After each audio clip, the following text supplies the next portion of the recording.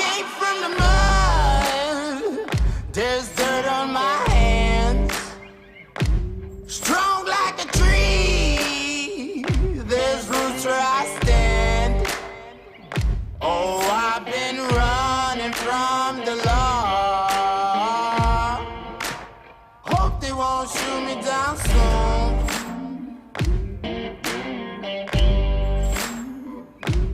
They sing on a sleepless night.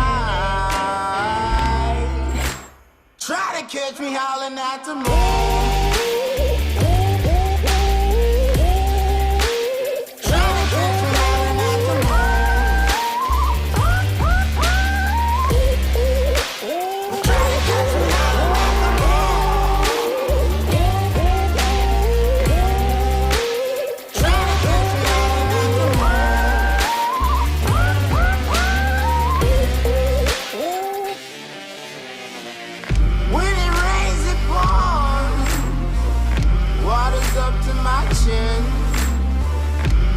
Won't stop fighting to the very end.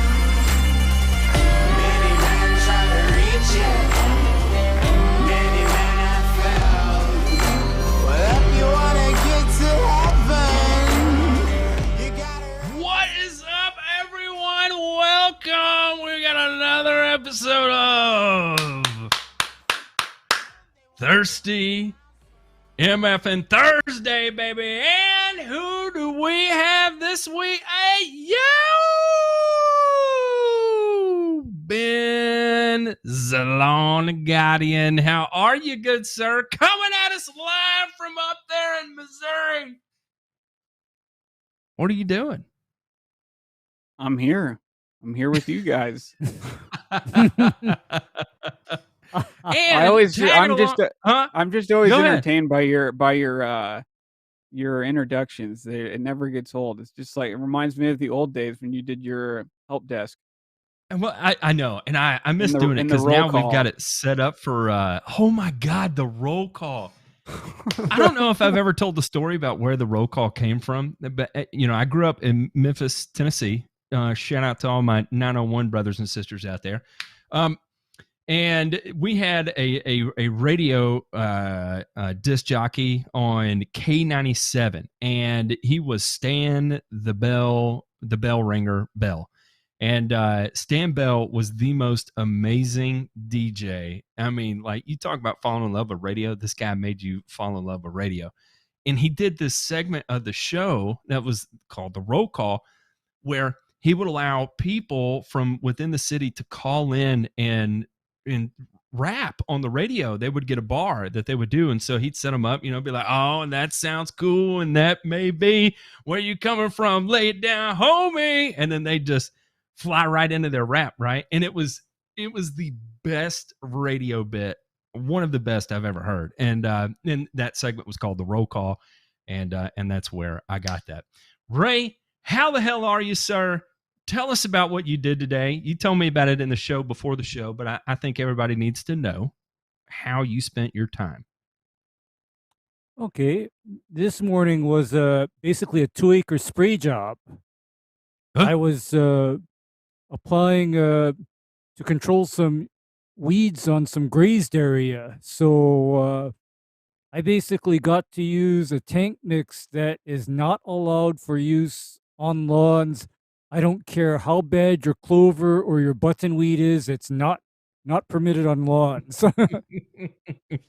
And a week from now, anything that is not some kind of grass is going to be curling up and falling down. That sounds like a party in the lawn. But it wasn't a lawn, though, was it? This was not a lawn. No, this was not a lawn at all. What was it? Just a bare field? Oh, it's just, what I call pasture land. Let me ask, what do they plan on doing with the pasture land? Is it just going to stay as bare ground, or are they going to build on it? Actually, there's livestock on it. Oh, there's actually livestock on it, and my only regret is, waking up about 2 or 3 bulls and a couple of calves that were napping under the tree. I mean, I felt so bad for it. It's like, oh, I'm gonna be that guy, and of course, I'm thinking, I hope the bulls don't get upset. Yeah. All right. So I just talked about being from Memphis, right? My mom's side of the family, and really where I spent the early part of my life was in North Mississippi, right? So I'm no stranger to livestock, and occasionally from time to time we would mess with the cows next door. And I don't know if anybody's ever seen a cow run at full speed. They are surprisingly fast. Cows move a lot quicker at full speed than you would suspect. They could easily run me down and trample me to death by just how fast they were. They were faster than me as a kid. So don't mess with the cows. I will warn people out there. You guys ever gone stay on?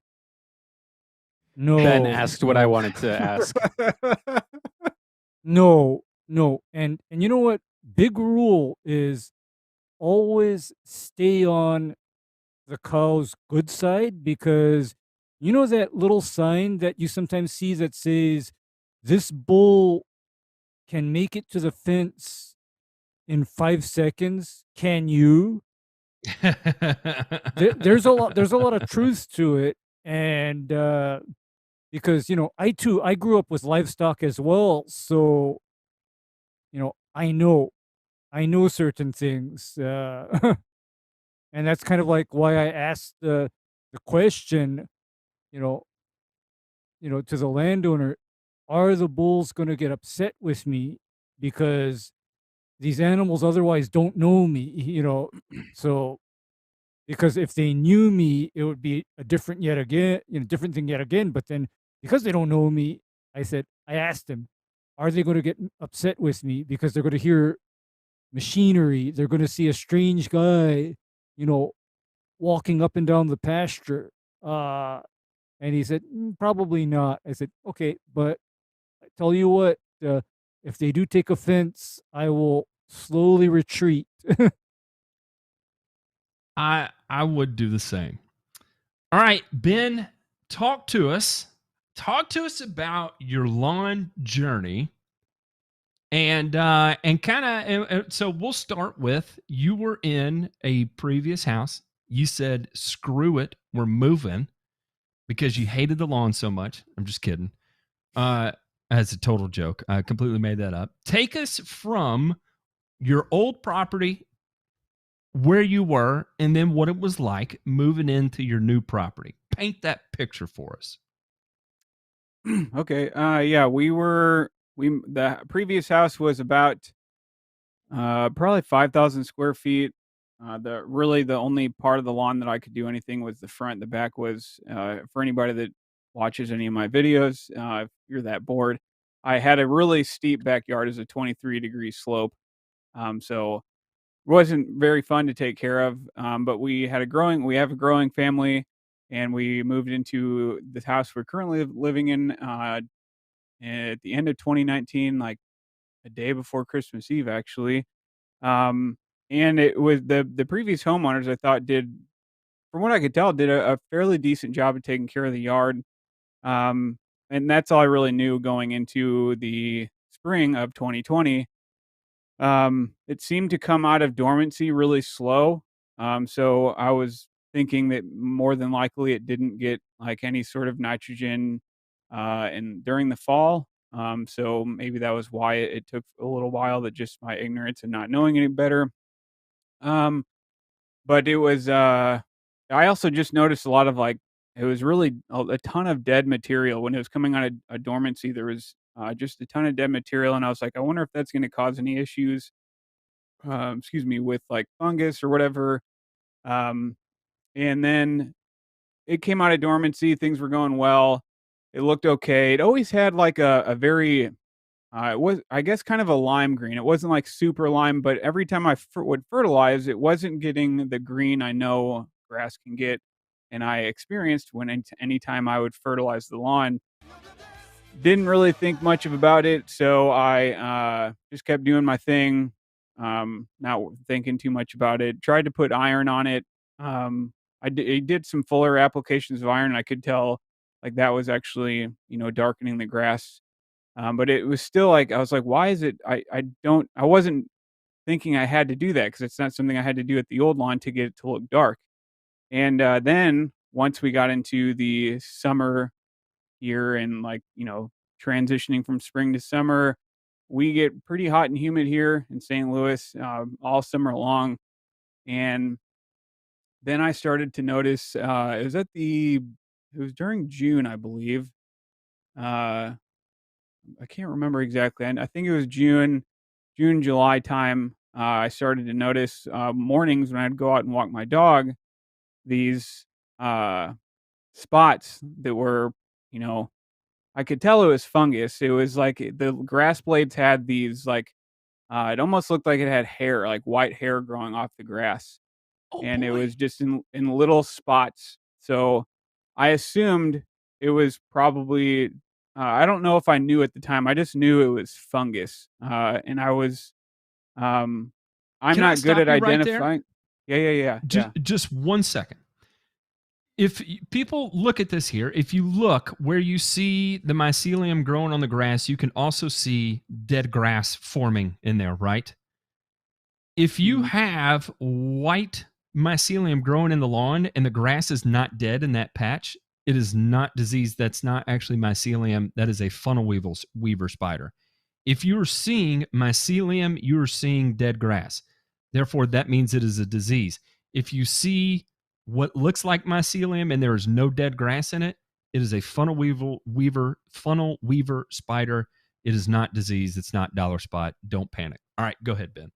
No, that's a good point because I noticed I see that stuff. I saw that actually this year and I saw it last year and I was like, "Oh, that's because if you actually go up and touch the spot that people would think is mycelium, you can then start to see the spider crawl away." So when I would do that and I would see that, I was like, "Oh, that's nothing. That's just a spider or whatever." And I never knew the name of the spider until now. But yeah, so I noticed these spots, and I'm not good at identifying fungus. Still, I'm not good, but I think I was just starting to do a lot of research and try to read stuff and figure out what it could have been. I was like, I think it's dollar spot, and think I'd already put down. I think I did a preventative application of Scott's disease X, and that was it. Which I think that that doesn't have propiconazole and it just has azoxystrobin in it.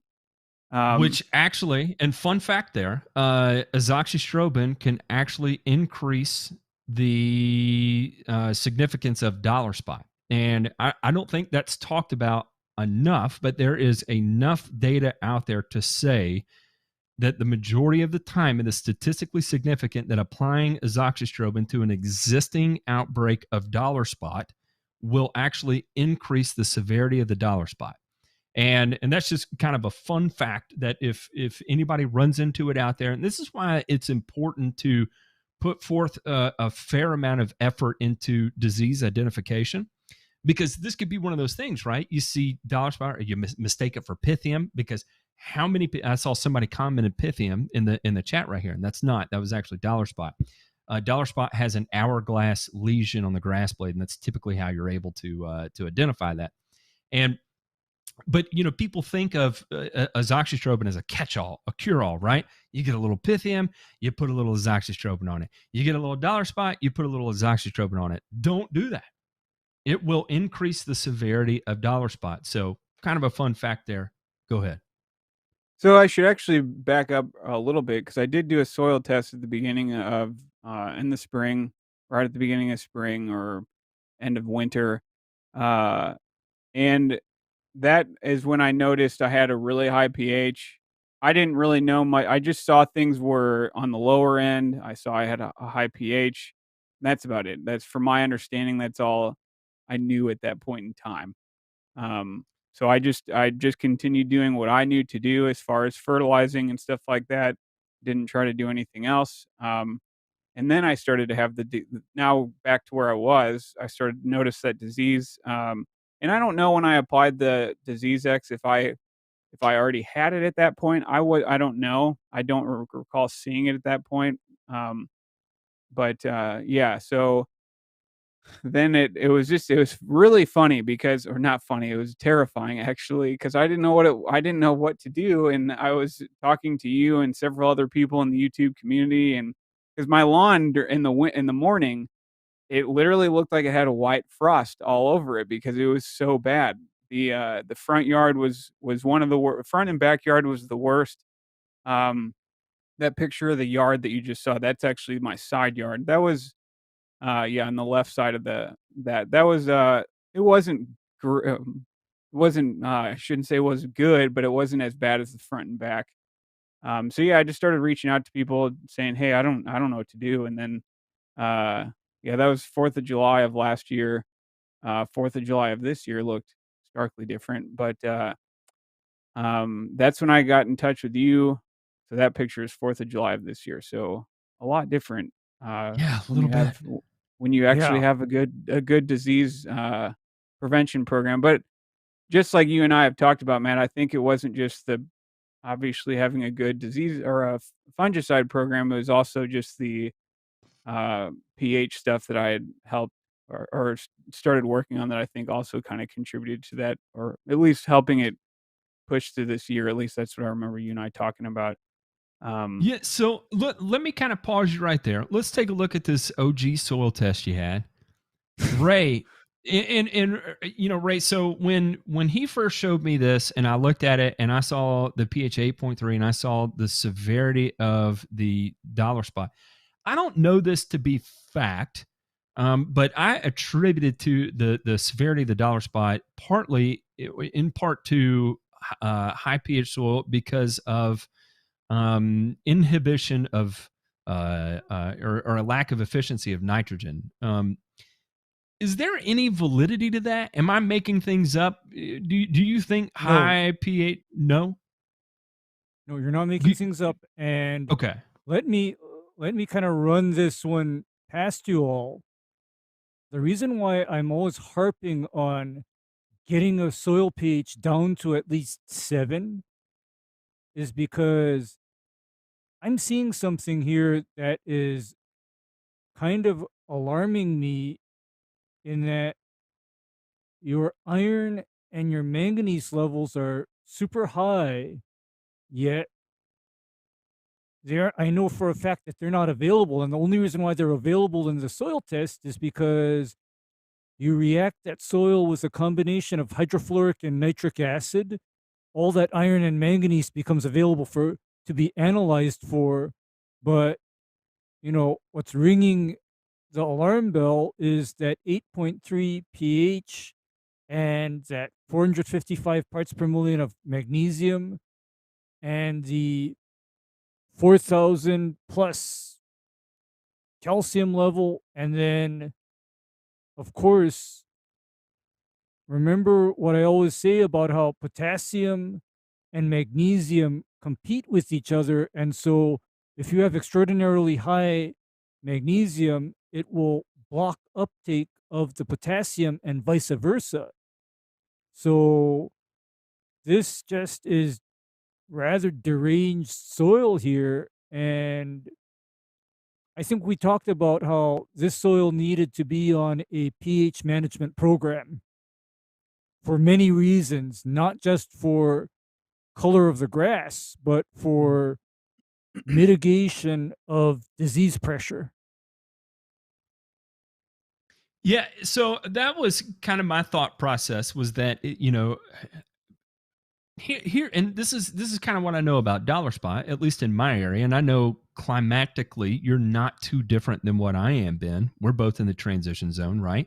Mm-hmm. And and so to see dollar spot that severe on July 4th, I was like, that is weird, because you've got peak mineralization going on. You know, you get a little bit of rain, and it's normally it's a brown patch that smokes out the whole thing, not dollar spot. And you know, no, nitrogen doesn't necessarily single-handedly fix dollar spot, but I was thinking of it from the standpoint that it might be a nitrogen management issue that was contributing to it. And when you've got a pH this high, that's going to interfere with nitrogen. So specifically, Ray, correct me if I'm wrong, but high pH soil will increase the volatility of nitrogen. Is that right? Of urea? That is correct, because what will happen is that when you have a soil pH over, say, 7, what will happen is, say you apply urea as a lawn fertilizer. What happens is that soil is then going to react with that urea, break it down to ammonia gas and carbon dioxide gas, and you just lost whatever nitrogen you threw down. And I've seen this happen for myself, where somebody is diligently applying nitrogen to their lawn, and because their pH is over 7, their grass does not respond to the nitrogen in a normal way. I'm talking about it might get temporarily green, and as in like green for about a week from the nitrogen liberated. But they tell me 2 to 3 weeks later, that lawn is looking worse for wear because all of the nitrogen has evaporated, gone into thin air. Yeah, and it's growing with Greg here, who actually, and he turned me onto a great video that was looking at Dr. Shattuck's kind of approach on MLSN, who was also looking at Doug Soldat's research on phosphorus and growing turf and low phosphorus. What's particularly interesting here is that not only are you low phosphorus and you're beyond critically deficient in phosphorus by all stretches or means of imagination, but typically phosphorus has a bit greater availability of the plant in high pH. Is that correct, Ray? Am I dreaming on the once you're it's a gradient, because your optimum phosphorus availability is at or between 6.5 to 7, and then once you get above 8, then phosphorus becomes available again. But here's your problem: you don't have availability and efficiency of all of your other nutrients with that excessive pH. So this high pH is hardly a blessing. It is not a blessing at all. It's kind of a bad time, if you will. Yeah, so kind of my thought there was that may inhibit at least some of the severe phosphorus deficiency symptoms from appearing. Maybe, just kind of a theory I'm throwing out there, right? So we're critically deficient in phosphorus. Potassium, I'm okay with 100 parts per million of potassium, especially if clippings are being recycled. I'm not panicking there, but then we move on to calcium and magnesium, and I do not like to see magnesium over, say, 250 parts per million. And the only reason why is it's an incredibly small molecule, and excessive levels of magnesium typically correlate with tighter soil. I'm not going to say it's 100% across the board, even though it could be. In my experience dealing with high magnesium, I'm dealing with a tighter soil. It's a bit more of a pain in the ass to deal with, right? So this is where, and normally if you're dealing with high magnesium and high calcium, you're also dealing with high pH, right? So in terms of a pH correction program, one of the side effects of that is not just lowering soil pH, but also dropping our calcium and magnesium levels through leaching. Is that right? Am I saying that right? Yes, you are. What you're doing is, if you have the right kind of pH management strategy, you're actually solubilizing the calcium and magnesium excess in the soil and turning it into a form that water can then flush out of the soil. Because I literally use this term called acid flushing. And the reason why I call it acid flushing is because I'm actually using an acid to solubilize the calcium and the magnesium and get it out of the soil. I'm removing it. So, Ben, talk to us about your pH correction plan. Well, I mean, you could talk about it because you gave it to me, but yeah. So after we talked, I think I think it had to be at the end of June, beginning of July, that we talked, and that's when I started my my I put a fungicide application on at a curative rate, obviously using propiconazole, and and luckily where I live now is a little bit more rural. It's I don't have to go too far. I'm kind of on the outskirts of the St. Louis area now, so I don't live far from ag stores where I can actually go get 50-pound bags of elemental sulfur. So I went and got that because I'd already made an elemental sulfur app back in May last year, and then I started more consistent applications starting in July. So we did an application of elemental sulfur in, let's see, it was July, August, and September. Both of or all three of those, or actually all four. So I did 4 applications of 5 pounds per thousand last year of elemental sulfur, one in May.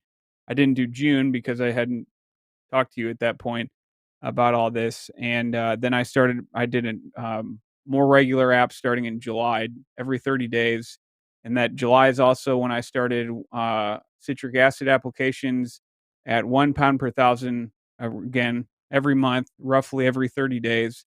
And yeah, I was making those. I mean, it was like clockwork for me. I was being very diligent about trying to stay as close to that time frame as possible, and I still try to do that again this year as well. But as far as last year, that's kind of where my pH strategy, um, that's where it started. Was correction strategy really was heavy. I got serious about it in July because at May last year, I didn't know any better. I was like, oh, elemental sulfur. I think that's supposed to help uh, start helping the soil pH. So I did an application at that point, and I was planning on doing one in fall. But then when I was seeing all of this stuff happening on my lawn, and I was talking to you, you suggested getting on a bit more of an aggressive pattern with my pH strategy. So that's kind of what I did last year. I did citric acid July, August, September, and October. So 4 months in a row, all at 1 pound per thousand. Uh, so Ray, I actually, when Matt gave this plan to me, and I was researching and trying to figure out where the heck to buy citric acid.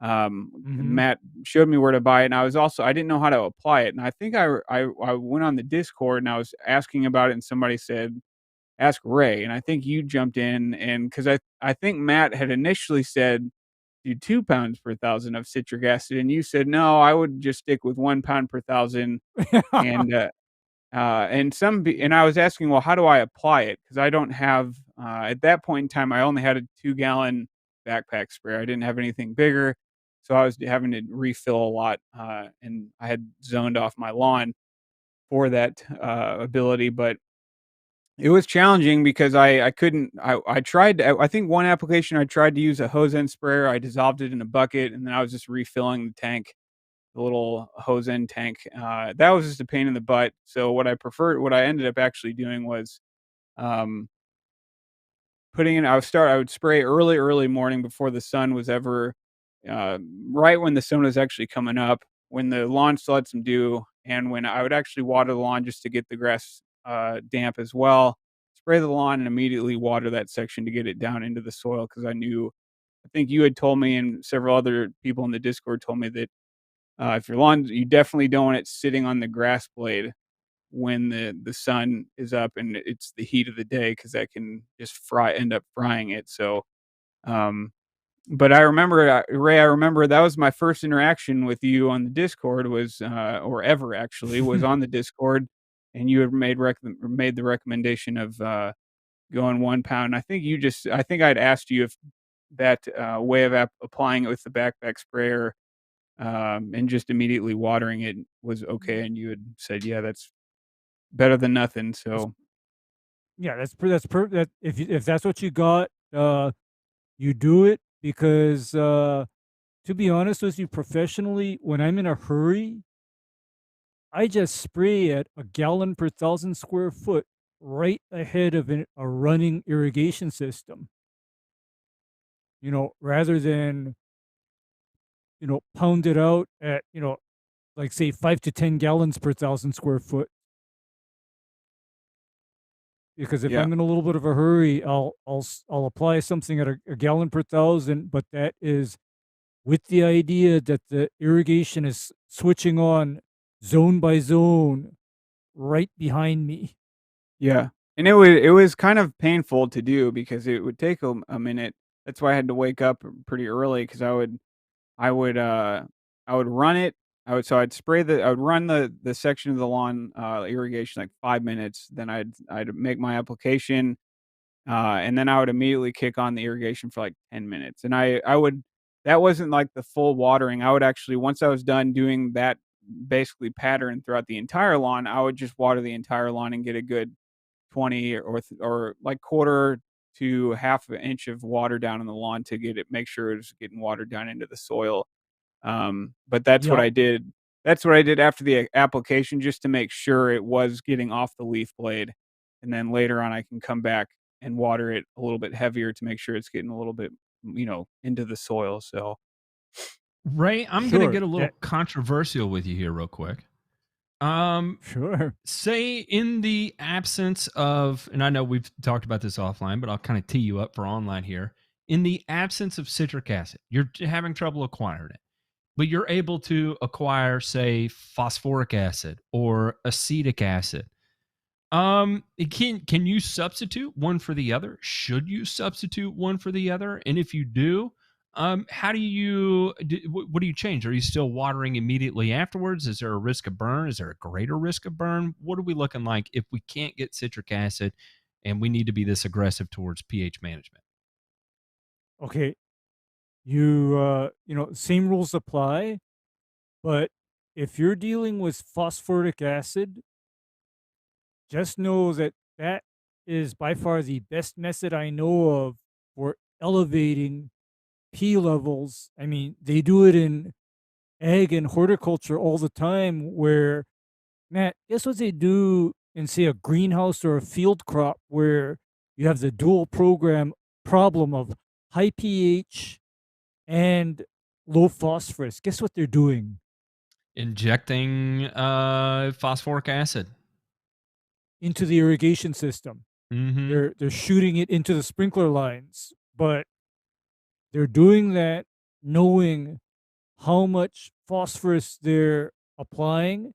They also know when to stop, because can you imagine dealing with soil that has like, let's throw a number out there, 300 to 400 parts per million of phosphorus? No, that would be a problem, and even more so, how many people out there can you trust on, you know what I mean? Like when you're talking about managing your soil P levels with a fertilizer injection system, that's a whole different skill set that's required there. Like there's turf management, there's soil management, and then there's fertigation with phosphoric acid management, right? Like it's a whole subcategory in and of itself. And so, it requires someone like a commercial grower with extensive experience to even take that on. So I throw that out there as just kind of a T-ball. All right. So we know phosphoric acid, high pH, low P levels. What about acetic acid? Can we use just straight white vinegar? Should we go for glacial acetic acid? How are we going about this? Okay. Here's something to know about acetic acid in concentrations over 5%. Acetic acid in concentrations over 5% becomes every bit as aggressive and noxious as, say, sulfuric or hydrochloric or even phosphoric acid. You think, oh, it's vinegar, no big deal, but say you have 10% acetic acid that gets in your eyes, it may blind you. Say you actually can get your hands on glacial acetic, that will start to dissolve fabric, eat through skin, typical things that concentrated acids do. So what I'm trying to say is that acetic acid becomes less than benign once you're no longer talking about common white vinegar. Although it actually would be a very good agent for solubilizing and leaching out both calcium and magnesium. It's just that I consider it a rather hazardous material when it's concentrated. Yeah, and that's why I think the importance of primarily using citric acid stands is that it is, in terms of safety and functionality, they're both on the higher end of the scale. Right. It's safe to use and it is comparatively effective because I could never tell somebody, for example, go out and apply 95% sulfuric acid at the rate of a gallon per 1,000 square foot. I would never tell somebody to do that because sulfuric acid, even at a 5% concentration, starts to dissolve fabric and make you and it can make you go blind if it goes in your eyes. So I remember using that when I had to help my parents take care of their pool. I don't know, is that the same stuff they use in the pool? No, it's concentrated hydrochloric acid, 31% HCl, and that is something that I have experience with too because it is commonly used for cleaning off corrosion from metal. And talk about some nasty, reactive, and hazardous stuff. And by the way, acetic acid also fumes rather strongly.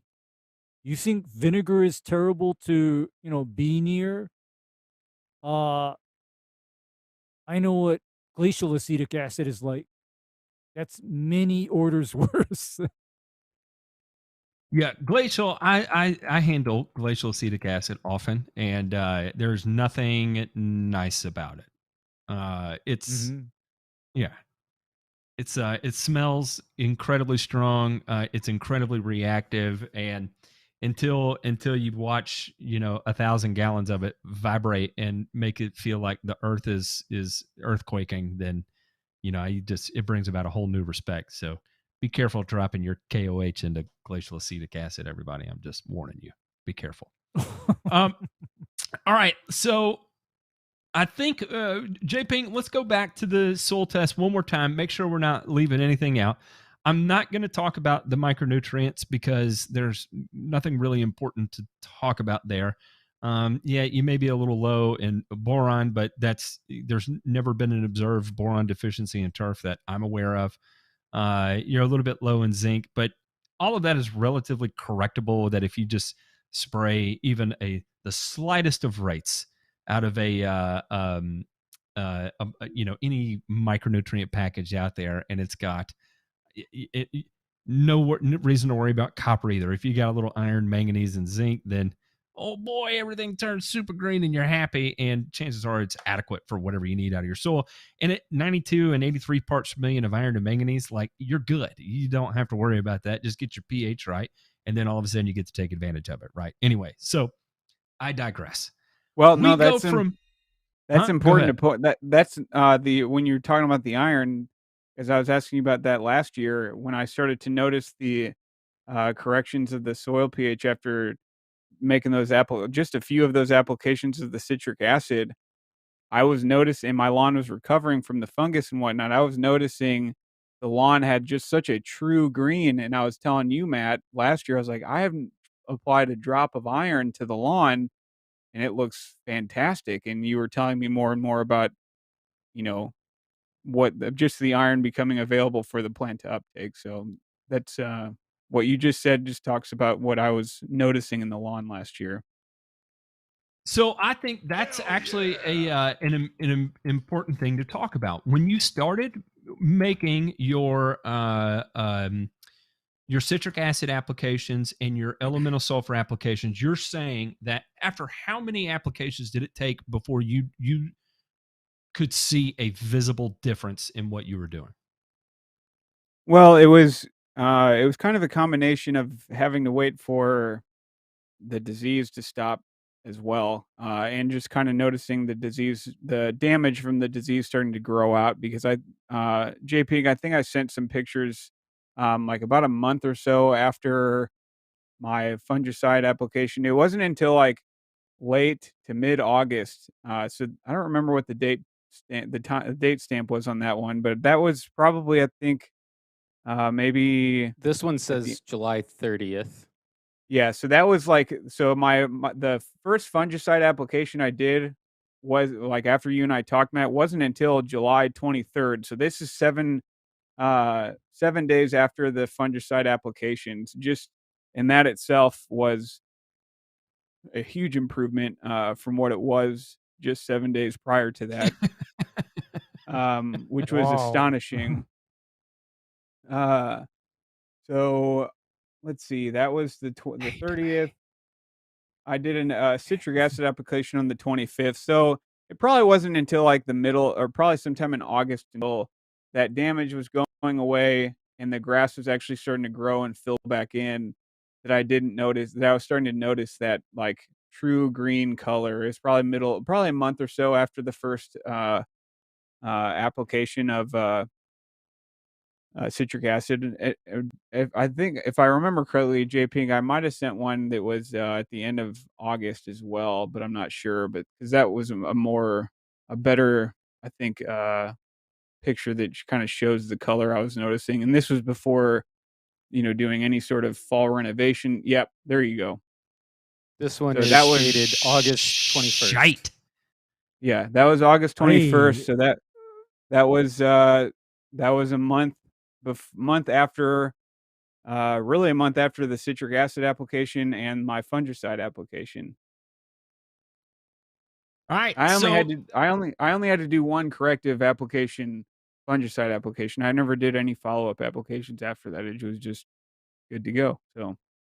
So that's, I mean, you can see there that's a pretty true color to tall fescue, I feel like. And especially moving into the end of August, right? You're still dealing with some heat. So, you're really beginning to shine there, I would say, a tad bit earlier than was necessarily normal, at least in my area. I'd say it's not until the first or second week of September, like right now is when fescue's starting to hammer back out towards its peak. So, I mean, that's a pretty significant turnaround. DeMay is here coming in from the new ground zero. How the hell are you, sir? Well, if I don't put the lotion on, I might get the hose again. So, no, this is, I've lived here for about 4 hours now. So this was important. I wanted to be here for Ben. I'm sorry I'm late. That looks like a pretty old basement. You look great. 92-year-old home. So yeah, it's old. It's just cool. Yeah, I could tell. Just stone and mortar waters. Yeah, stone and mortar walls, and yeah. Now all you need is the drywall, and the little pit off to the side. Yeah, well, no, what I really need is that silk nightie that only goes down just to like halfway on my butt cheeks, and then I need to tuck it and I need to dance in front of the mirror, to really reenact the movie, right? Yeah. And don't forget a couple of moths flying around. Yeah, that guy was serious. What was he had problems. He had issues. Yeah, Lepidoptera, right? That's the family from moths, right? I don't know. I remember that from entomology 20 years ago, and it just came roaring back. Yeah. Ray, thank you for triggering that. I mean, you guys, it was, what it was? It was all that talk here as I was listening on YouTube of acid, right? And then I had a flashback to entomology, and now here we are, full circle, right back into Ben's lawn. Watch out for them 10 strips of gel tabs, Ryan. That's all I got to say. Watch out for the 10 strips of gel tabs. It looks like one, but it's actually 10. Don't eat the whole thing. You'll flash back for a quarter of a decade. Believe it. I believe it. Just like, never mind. That's going too deep. I'm just saying, you picture yourself back in a True Green truck. Sometimes you wake up in the middle of the night and you're just like, man, I got to hit that $1,000 today. Oh, hey. You catch yourself walking barefoot on a golf green at 3:00 in the morning, infatuated with the street lights around you. And then you realize it's 2:00 in the afternoon and you're trying to hit your $1,000 at True Green. Yeah, that's a bad day. Been there, done that, right? So done that. Been there, done that. So I was really shocked there at that picture. That's amazing. And I think also too, I'm not going to say any one product or any one practice, right? But that's just good agronomy, folks. I mean, the weather, I'm sure, helped a little bit, right? Yeah, no doubt. Yeah, we were definitely getting a lot more rain at that point in time last year than we were this year. We've been pretty dry here so far, so we were definitely getting a lot more rain then. No, that's so you can tell. Go ahead. Let's take it from there and let's transition to 2021. This is supposed to be the recovery of COVID, but turned into shite part 2, right? Foobar. Here we are. Foobar, the year of Foobar and lot lizards. Here we are. So we have moved from an 8.3 to a 7.8 in a portion of a growing season. Our phosphorus levels have come up. How and our K levels have come up as well. How did you bring up your soil P and soil K levels? So at the end of last year in the fall, I was alternating with ammonium. So after we talked in the middle of the summer, Matt, I was using AMS for all my fertilizer applications, and then when we were getting into fall, I started to alternate that with like a local big box store 12-12-12. It was just a triple 12 or triple 12 or triple 13. It's irrelevant at that point, but I was just doing that. So I'm assuming that's where the majority of my phosphorus and K came from. So that's what I was doing there as far as that. I don't think I did put any SOP down last year, but I have been using that this year. No, I did not use any.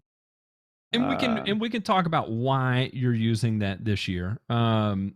So all right, so you went to that. You've got a significant, to move a pH half a point, especially at that high, is not easy. And I think this is a testament to a combination of a 3-part practice of managing your soil pH, starting with ammonium sulfate as your primary nitrogen source, the most acidifying of easy to obtain nitrogen sources. applications of citric acid and applications of elemental sulfur. That 3-part process coming together is likely what was 100% necessary in order to move it by half a point. Because you got to think, that's actually a lot of acidifying material that's going down. The Lawn Sauce asked, could it be a false result? Could be. Tend to see less of those out of this particular company. And gauging by the color response and observing a truer green color, more than likely it's not. Because I would argue that tall fescue at a pH over 8 is where you start to begin to suffer your biggest color losses. Getting it below an 8 is where you're starting to recapture some of that. And you got to remember, too, that as you make applications of these acidifying materials, you are solubilizing little bits of your iron and manganese and zinc. You're also solubilizing little bits of magnesium, too, and calcium. Well, actually, you know that color that I saw in the previous picture? That I can attribute to your copper, iron, zinc, and manganese suddenly becoming available after being locked up for all this time. And there's very few products I know of that are readily available, that are safe to apply, that can achieve those kind of results. Citric acid happens to be one of them. Because I see that. I see that too. I was just going to say, Ray, we'll let you kind of chime in on this. When people talked about nutrients being locked up, 98% of the time, what are they actually saying? What they're saying, or they're trying to say, is their soil pH is so high that nutrients are being blocked by either excessive magnesium or calcium, or the micronutrients are forming carbonate complexes because of the high pH. And as a carbonate complex, iron is not available. Iron carbonate is one of the most insoluble materials I can think of. Iron citrate is soluble, though. Iron citrate is soluble. That is a chelate. Yeah, zinc citrate is soluble. Manganese citrate is soluble. So what you're seeing in your grass is what happens when previously unavailable nutrients become available. Because, by the way, do you know what I'm thinking when I see iron and manganese as high as they are on a soil test? You know what I'm thinking when I see it what's that? That high? Somebody has been throwing down stuff trying to get their grass greener. And I'm not talking about you, Ben. I'm talking about the previous owners of the house were probably slinging something like ironite or ferrous sulfate or chelated, micronutrient mix in a spray bottle or something like that, because their lawn looked like crap and they were trying to do what they knew to get that grass to be green. And I'll make this point here, real quick, and I'll let you chime in, Ben, is that when you apply, when you are applying, this is the importance of applying the appropriate iron source. If you are soil applying iron as the appropriate source, say you're applying iron sucrate, iron humate, or iron oxide, those go immediately to the soil, and it'll register on a soil test that those levels increase because the soil test will detect them in the soil, but they are not soluble compounds. Therefore, they are not making their way into the plant, and you're not able to elicit the color response that you're looking for. Now, through root exudates, it will keep the plant from becoming critically deficient for the most part, but you're not going to elicit that color response you're looking for. And so people get sucked into applying more and applying more and applying more. And then you're buying a 10% iron product and applying it and applying it and applying it. And you're not getting the color response. And so then you find one with a little more nitrogen and you're doubling down on that to get it to go. And then you're eliciting the color response from the nitrogen, but you feel like maybe it's coming from the iron, and it's easy to get confused because now you're throwing so many different things at it, but you're still only getting a 1 week color response just like you would with iron. And so all of a sudden you're like, oh, okay, it was the iron that was giving me that. It probably wasn't the nitrogen. It wasn't enough nitrogen. And you get confused and stuck into a wheelhouse that you don't know how to get out on. So I'll make a point right here. If you're going to soil apply iron, you either need to have a low pH and are able to apply a sulfate. It either has to be a sulfate in a low pH soil, a ferrous ammonium sulfate in a lower pH soil, a ferrous citrate, and I would say up to 7, or an EDTA or an EDDHA iron if you're at safely a 6 or above, or 7 and above. If it's not one of those forms, that iron is likely not going to become plant available, and therefore whatever visual response you're getting from that product, you can guarantee it is not what's generating the visual response you're seeing. What were you going to say, Ben? I was just going to answer some of the questions. So the Lawn Sauce asked, how long after you applied for it did you pull your course? So my first sample that I pulled in 2020, that was pulled either somewhere at the end of February or beginning of March. I don't know when the last time somebody fertilized in that lawn because I just moved in at the end of December. This year, I did a very similar time frame. The sample was pulled at the end of February, beginning of March. I know I sent the sample in and collected the samples all around the same time as last year. But my last fertilizer application was October 25th of 2020, and that was just a 1/4 pound of nitrogen. So that was 4 months or so since my last fertilizer application. And then you asked, same goes for how long after your C application did you do your soil test? So again, my soil test was done at the end of February, beginning of March, and the last application of citric acid was done on, let me look, October 17th. So again, about 4 months or so, or more. And I think it's important to address too that a citric acid application is going to be quick in, quick out.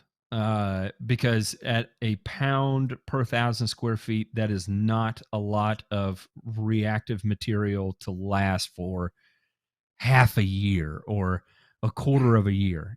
That's probably good for a month, and then that's going to be about it. So what you're seeing in terms of that kind of movement is a combination of the entirety of the approach, not just a single product.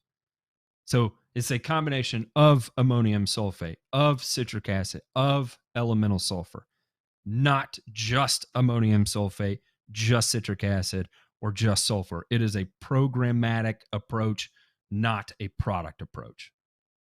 And to answer Colonel Corn, he was talking about the change in the organic matter in the I did a combination of both. I would mulch and bag. I wasn't solely doing one or the other. Obviously, when I had all the fungus, I was bagging.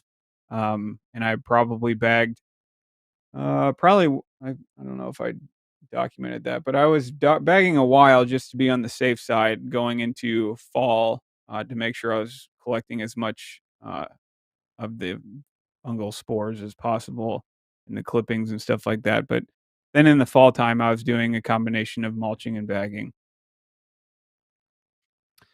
All right. So we went from there. This is how you were starting the season. Mm-hmm. Let's kick off what everything looked like after your first application of fertilizer, I guess. Do we have a picture of that? Do we have a spring picture of this year? I don't know if we do though. I don't know what the earliest picture I sent was for John for this year. looks like May. That works. Yeah. Wangin. So that's May. I mean, I kind of consider like, I mean, just like I've heard you guys and other turf professionals say, like that time frame is still like it's easy. I put that in quotations to make the lawn look green because I wasn't in the heat of the, all the different kinds of pressure I could hit. But it came out jumping this year compared to what it was doing at the beginning of 2020. I think I noticed a little decline in the color around June because I don't think and I asked you you may not remember this, Matt. I asked you if this amount of fertilizer or nitrogen so far in the year is behind, and you're like, yeah, you're a little behind. So I think I got a little lax in my fertilizer application, so I started to notice a decline in some of the color and just how the lawn was looking. Because I'm always, I'm pretty young to all this, and I'm just the beginning of the year. I always try to. I think I feather it too much, and because I don't want to put down too much nitrogen, but sometimes I think I don't put down enough, and I think I just saw a little bit of that this year. Plus, we were just kind of, I think we were in a little bit of a drought as well. We weren't getting a ton of rain, but yeah, it was night and day different this year compared to last year. Like no questions asked. So to give everybody kind of an update on what he had done up to this point, and this is the end of May, is that correct, or middle of May? The date on this is May 22nd. May 22nd. So he had done 0.21 pounds of N, 0.4 pounds of N. You had done 0.4 pounds of N up to this point. Let's see. I did a quarter pound. I did a quarter pound at in March. Then I did. Oh, I don't have the March app. Okay. Yeah, that was maybe I didn't tell you that one on accident. That wasn't on purpose, but it was a quarter pound in March, and then I did 2 applications of quarter pound in April, and then my next application of fertilizer wasn't until May 31st. So at this point in time, it's only received 3/4 of a pound of nitrogen for the year. Okay. So, not teabag at all to be this point of the year and only running 3/4 of a pound of nitrogen. Now, what's interesting, if we go back to your soil test, and I think where you're probably buying a little bit of nitrogen here is, interestingly, between soil test 1 and soil test 2, we do have a rise in organic matter. DeMay, why do you think we saw the rise in organic matter with the between that time frame? Going through the corrective issues with soil pH, bringing up our soil P levels within a tolerant range. Would that contribute to an increase in organic matter? I don't believe so. I have no reason to suspect that. What was the organic matter in the previous test? I didn't get this. 2.2. I can't remember. Oh boy. What was it? So we went from 2.2 to 3.4 in effectively almost a year. Huh. I mean, go ahead. Oh, go ahead, Ryan. The only other question is, so prior. Okay, so let's think about this here. So 2019, what were you doing to this lawn? I didn't live here. Didn't live there. Okay. So 2020, you come in. What was your total nitrogen for the year in 2020? Just ballpark. Doesn't need to be like that. Oh, it was probably 4, maybe a little. It was somewhere between 4 and 5. I don't know exactly, but somewhere along that. Pounds of N? Pretty. Yes. Yeah, so pretty healthy for tall fescue in Kansas City, right? Pretty healthy. St. Louis, but you're close enough. St. Louis. I'm sorry. Kansas City. Sorry, my bad. Yeah, it's close enough, right? Give me some grace. You're in the same time. I was in the same time zone, so you got to give me a little bit of grace on that one. Yeah, you're good. So, okay. Only other thing that is coming to my mind here, just in thinking about it on the surface without diving too deep, is just the increase in biomass, right? From taking care of this lawn properly and pushing it a little bit harder, right?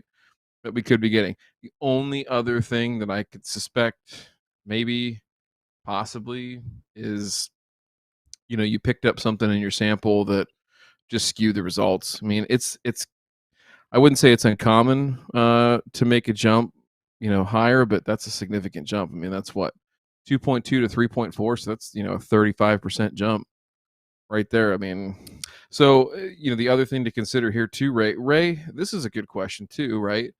And one that I'd have to read a little bit deeper to understand the interactions there. So we talk about fertilizer sources and things like that, but so now go back to that real quick, J Pink. I want to make sure Ben understands what this report is saying. Ben, that ENR number that's right there, do you see that right by the organic matter? Do you know what that acronym stands for? I know it stands for. I just heard It's Brandon okay. say it in this video the other day. It's not. But It's no, I not, don't. not a test. No, I know that. I know yeah, that. So estimated nitrogen return, right? So basically what they're doing is it's an extrapolation. So this is, I mean, they're painting with a broad brush here, so you can't really take it as a gospel, right? But at least it gives you something to go off of, right? So what that number means, estimated nitrogen return, they're figuring at 3.4% of organic matter, through a loss of ignition test on this soil, that you should be roughly getting about 112 pounds per acre, right, of nitrogen. So quickly, let's do the math, right, just to help people out. It's going to be a little over 2 pounds, but since we're dorky, we'll do the math. So 112 divided by 43.56, so that's 2.57 pounds, right, that we should, in theory, return to the soil through a normal summertime. And especially in St. Louis, right, you guys get hot, right? We've talked before, the turf culture. We understand what the St. Louis growing environment is like, right? It's not, I would say that if we gave some folks, we gave elevated landscapes, or not elevated landscapes, but Robert Palmer turf therapy crap for being in Maryland in the Mid-Atlantic, and kind of being on the armpit. You guys are like the other armpit. The broad shoulders are right here in the middle. The head, hey Matt, the head of the country is in Ohio. Just remember that, right?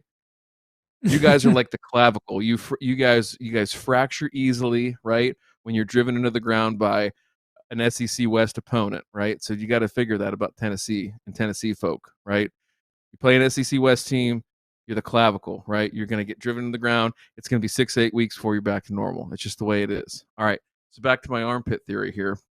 I'm not even going to give you a chance to respond, right? Hey, by the way, this week, are we all Gator fans? Can we all be Gator fans this week, please? Please, everybody? You don't want Bama winning. Not. Oh. Don't. Do not put me into that position. I will. Under no circumstance ever could any Tennessee fan ever. I'm going to get you that Team Mom jersey where you got Tennessee on one half and you got Florida on the other half. I'm going to make you wear it. Has Dan Mullen gone to USC yet? Is he at Southern Cal yet? I don't think so. Did he lane train Florida yet? No, it's coming. I've digressed too far. No, Urban's going to quit Jacksonville and go out to USC. Watch. All right. He's going to have heart palpitations. All right. So back to this estimated nitrogen return. So it's 2.57 pounds, right, that should be coming back. Let's just say we even get half of that, right? So 1.25 pounds. It's a pretty significant amount of nitrogen. It's only going to come right at your hottest times of the year. So, Ray, what would you suspect in terms of free nitrogen that we're going to get in terms of OM mineralization and the nitrogen cycle coming back off a higher OM soil in these kind of pH conditions? I'll be honest, like I couldn't put that all together for you because I don't know, right? I just don't know how that would work. So go ahead, help me out. Okay. What happens is that when your pH comes, back down to earth, you stop losing as much of your nitrogen to ammonia volatilization, because nitrogen exists in the form of ammonia, nitrates, and urea and amino acids typically, right? But at any juncture, like for example, what happens with urea is that urea typically is transformed into ammonium nitrogen.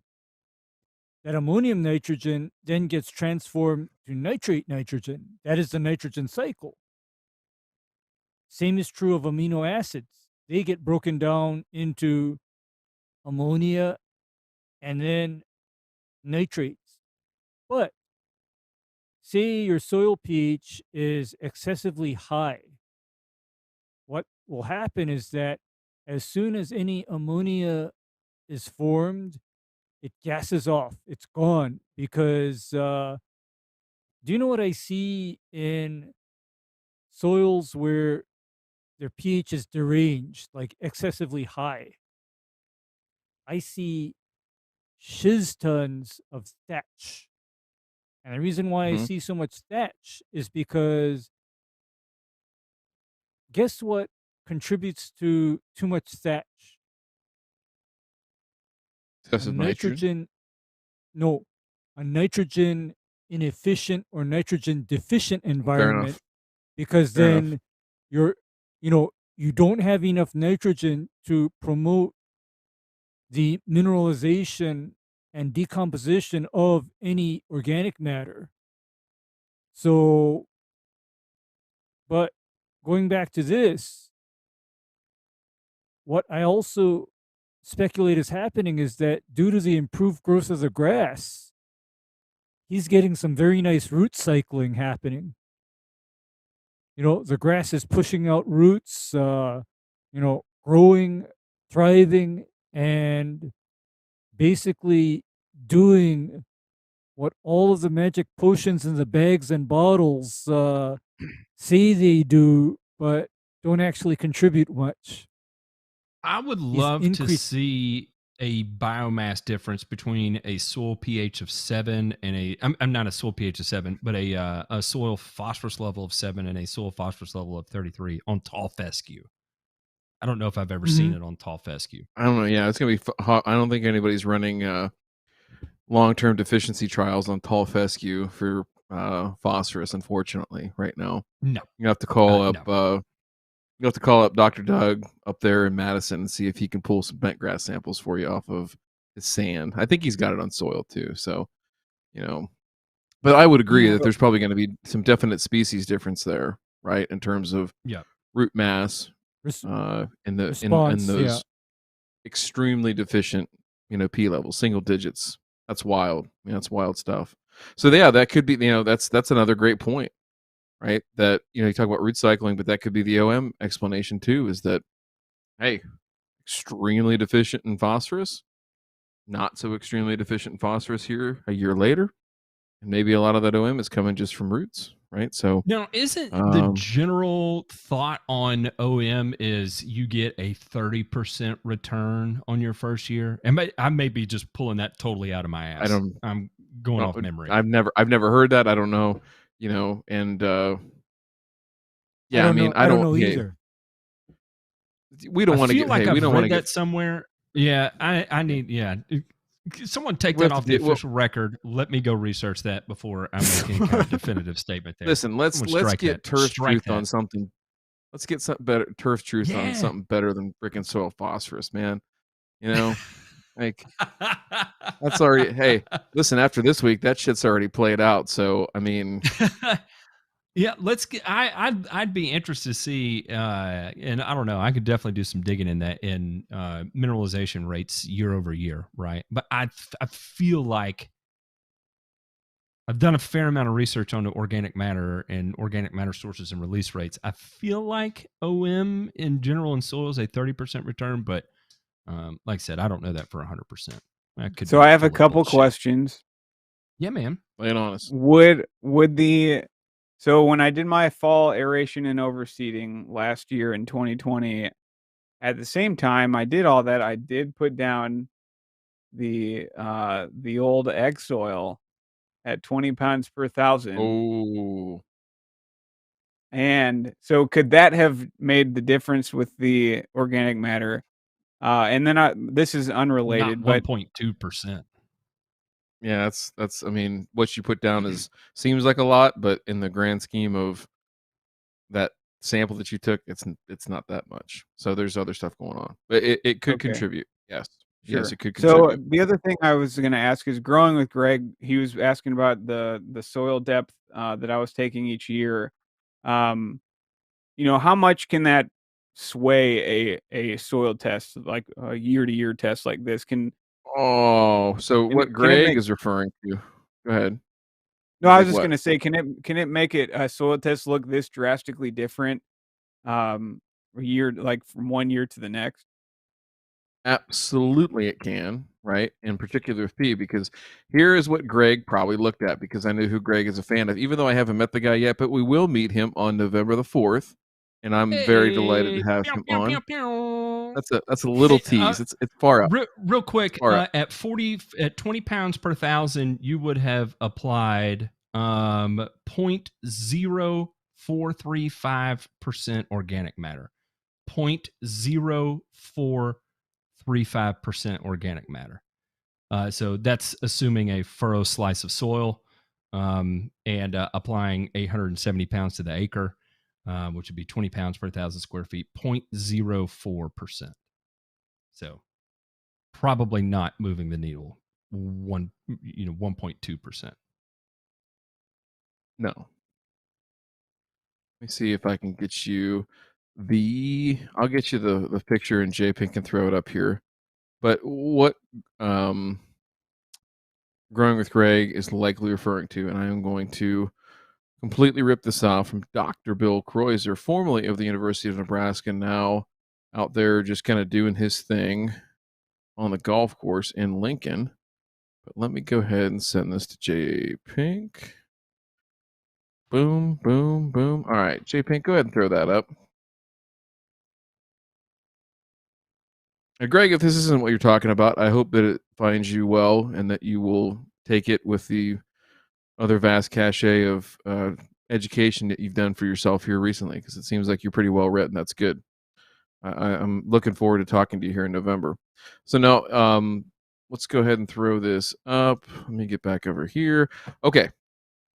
So this is something that they did back when Bill Kreuzer was still at University of Nebraska, or excuse me, back at University of Wisconsin, rather. Right, that's where he did his PhD.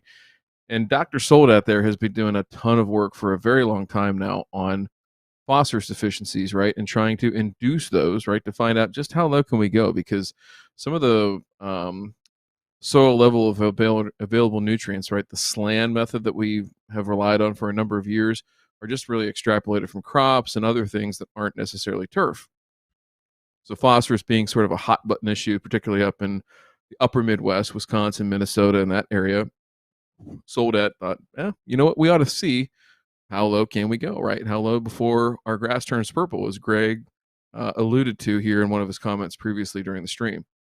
So what they did is look at, okay, if we just sample at 1 inch versus 2 inches versus 6 inches, right?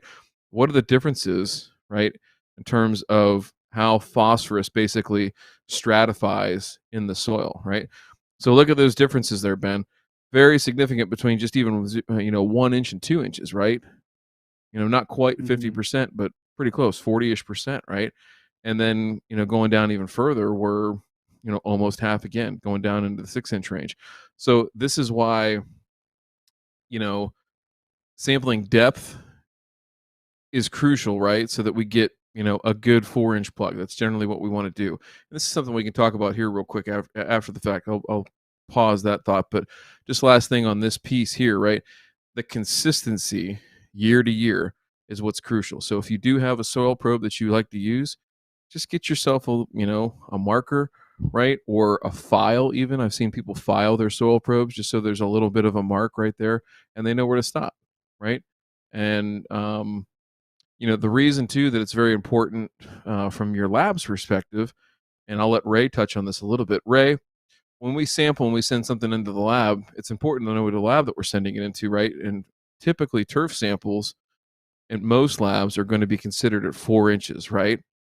Some aren't, though, and it's important to note those depths. Now, why is it important to note the difference between 4 inches that we would like to take in turf versus 6 inches, which is very common in agriculture? How would that affect our numbers that get reported back on our soil test, particularly the one in the lab that Ben is using here? Okay.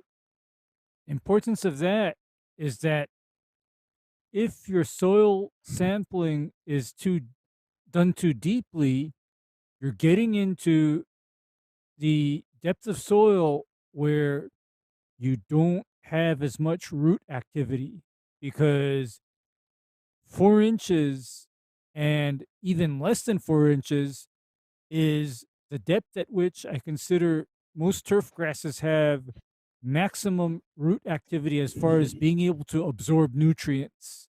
So if you sample beyond that depth, you are dealing with part of the soil profile that I consider not relevant to growing turf grass, because 6 to 12 inches is the depth that I would sample if, say, I were establishing avocado trees or citrus trees, for example,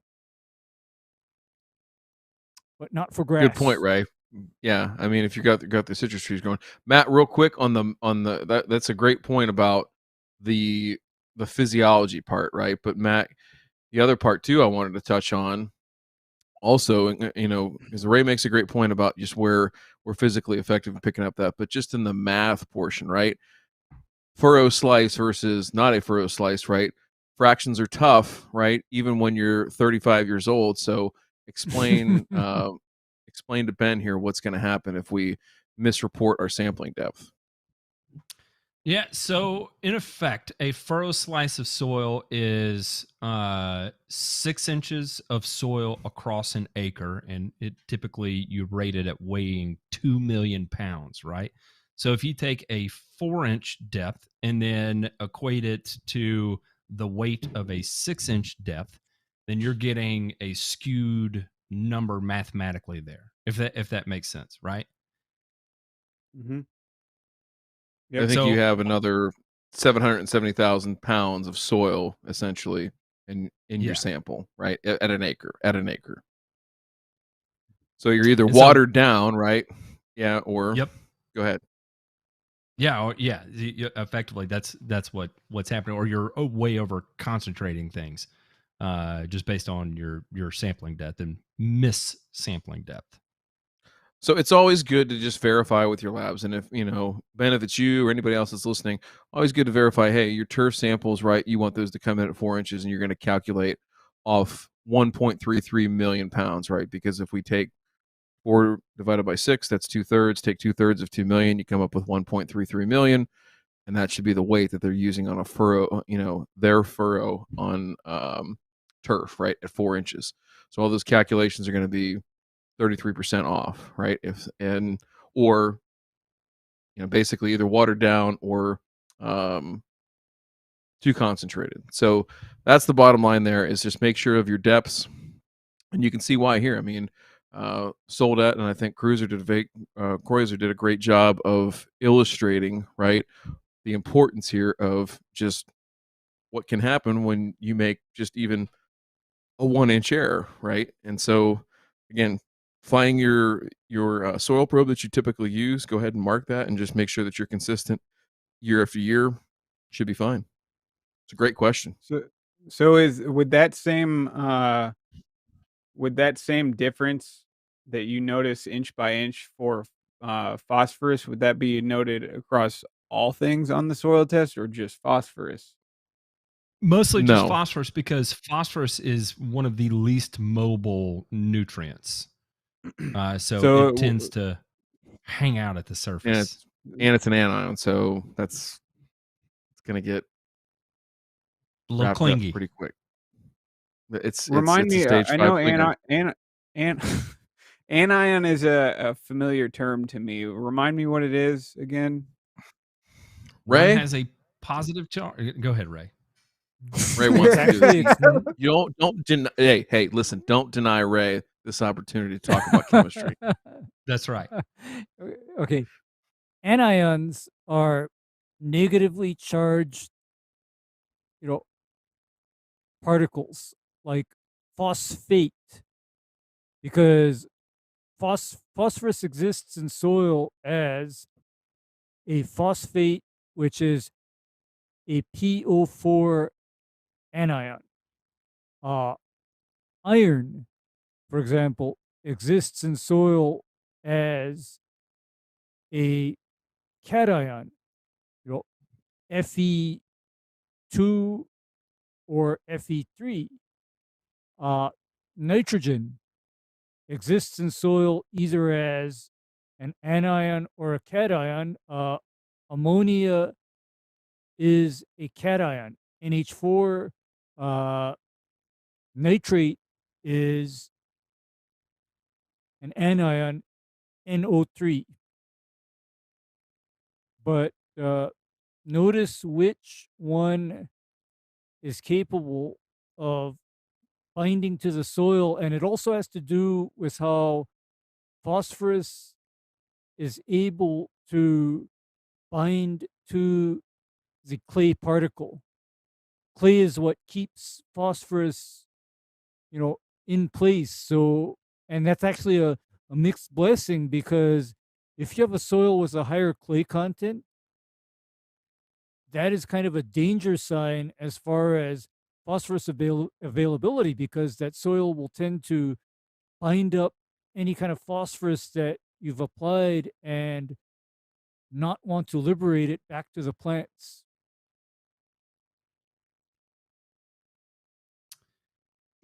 With all of that said, real quick, let's take a moment for our sponsors. Gentlemen, tonight is actually going to be sponsored by shameless plug, Renovo.eco, Renovo.eco. If you have a product that you're interested in, Renovo is a custom manufacturer, and typically we operate in the fertilizer space, not always in the fertilizer space, but we have experience working with many different inputs, whether that be biochar, calcium products, you name it. If there is a way to granulate it, that is what we specifically work on. Granulation and packaging. If there's a product you dream of, if there's a fertilizer product you dream of that you just have a great idea and you want to bring it to market, that's what we specialize in. Some of our other customers that we work with is FreshFry, freshfry.me. Also Enverid, Enverid. We manufacture both of those products. And it's something we kind of get off on. We've been in this niche and we like the research and development part of it. So check it out, Renovo.eco, where we take dreams and turn them into products. If you have a product in mind, leave it in the comments down below and we'll figure something out. All right, that's it. That's all I have. That last hook right there, man, you sold me. Like, I've got a lot of dreams I want to turn into products, right? I'm here for you, Ryan. I am here for you, Ryan. Yeah. I get this idea for a silicone-based lubricant. No, I'm kidding. So back to the soil, nano. The depth of the soil sample. Can that also alter the change that much in like pH? I know you said phosphorus is going to be the big thing, but is pH going to be another thing that could potentially be thrown off at all, or?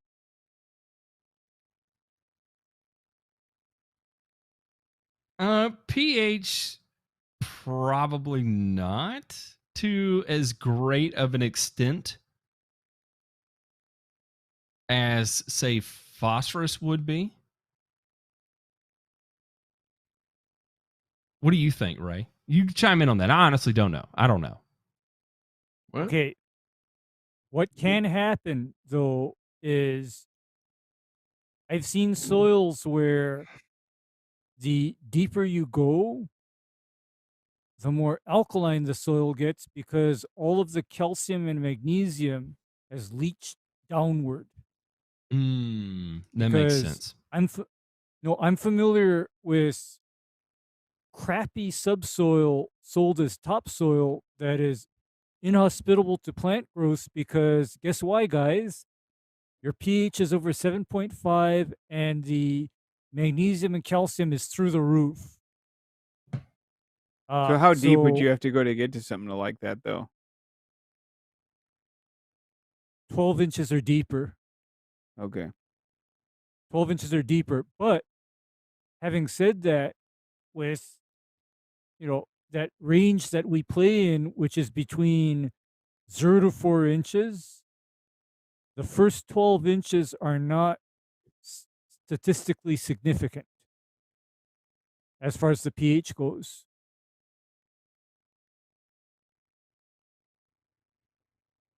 If that answers your question. Yeah. Yeah. So, what are you laughing at, Ryan? I'm reading back. I haven't watched. I haven't read through the comments, and somebody back to my whole states comment and my diatribe there. Somebody said that Michigan is the head, and that Ohio is the neckbeard. And I don't know if Michigan's the head, but there's some neckbeards in Ohio. I mean, I'm working on one here.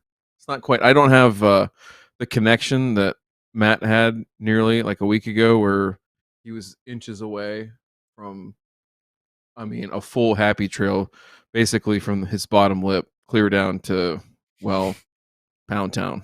You know, you see, it was. I'm less than an inch away from my.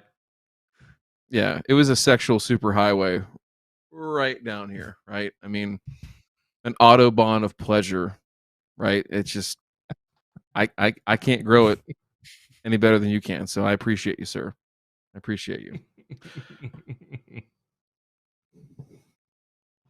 All right. So what else do we have to talk about? Yeah, let's let's move into questions. How can we help you in this upcoming year? Absolutely. Well, so this year, well, first I'll just start with this year. This year, to continue working on my soil pH. Again, all fertilizer or nitrogen has predominantly come from AMS. I'm still doing I did monthly citric acid applications. I was initially just going to go with 2 5-pound applications of elemental sulfur, but I chose to just go. I actually went with 3 this year instead of 2, which is 1 less than last year. And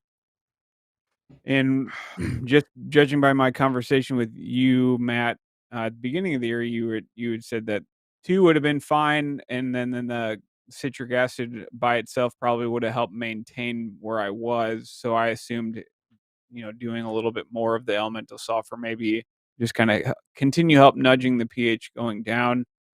I kind of took this year's just been a weird year for a lot of different reasons.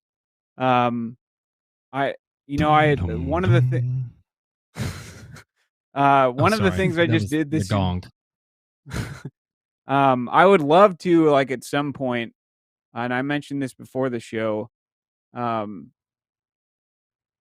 mean, my main objective with lawn care stuff, because as I dove into lawn care stuff just like 4 or 5 years ago, I realized that the soil is kind of the thing that we need to, making sure we're doing our best to improve it and take care of it and those types of things. So for my situation, I've always been trying to think of, like, uh, what more can I do to, improve the soil and those types of things. So one of the things I wanted to do this year, but just did not, is I wanted to do a core aeration.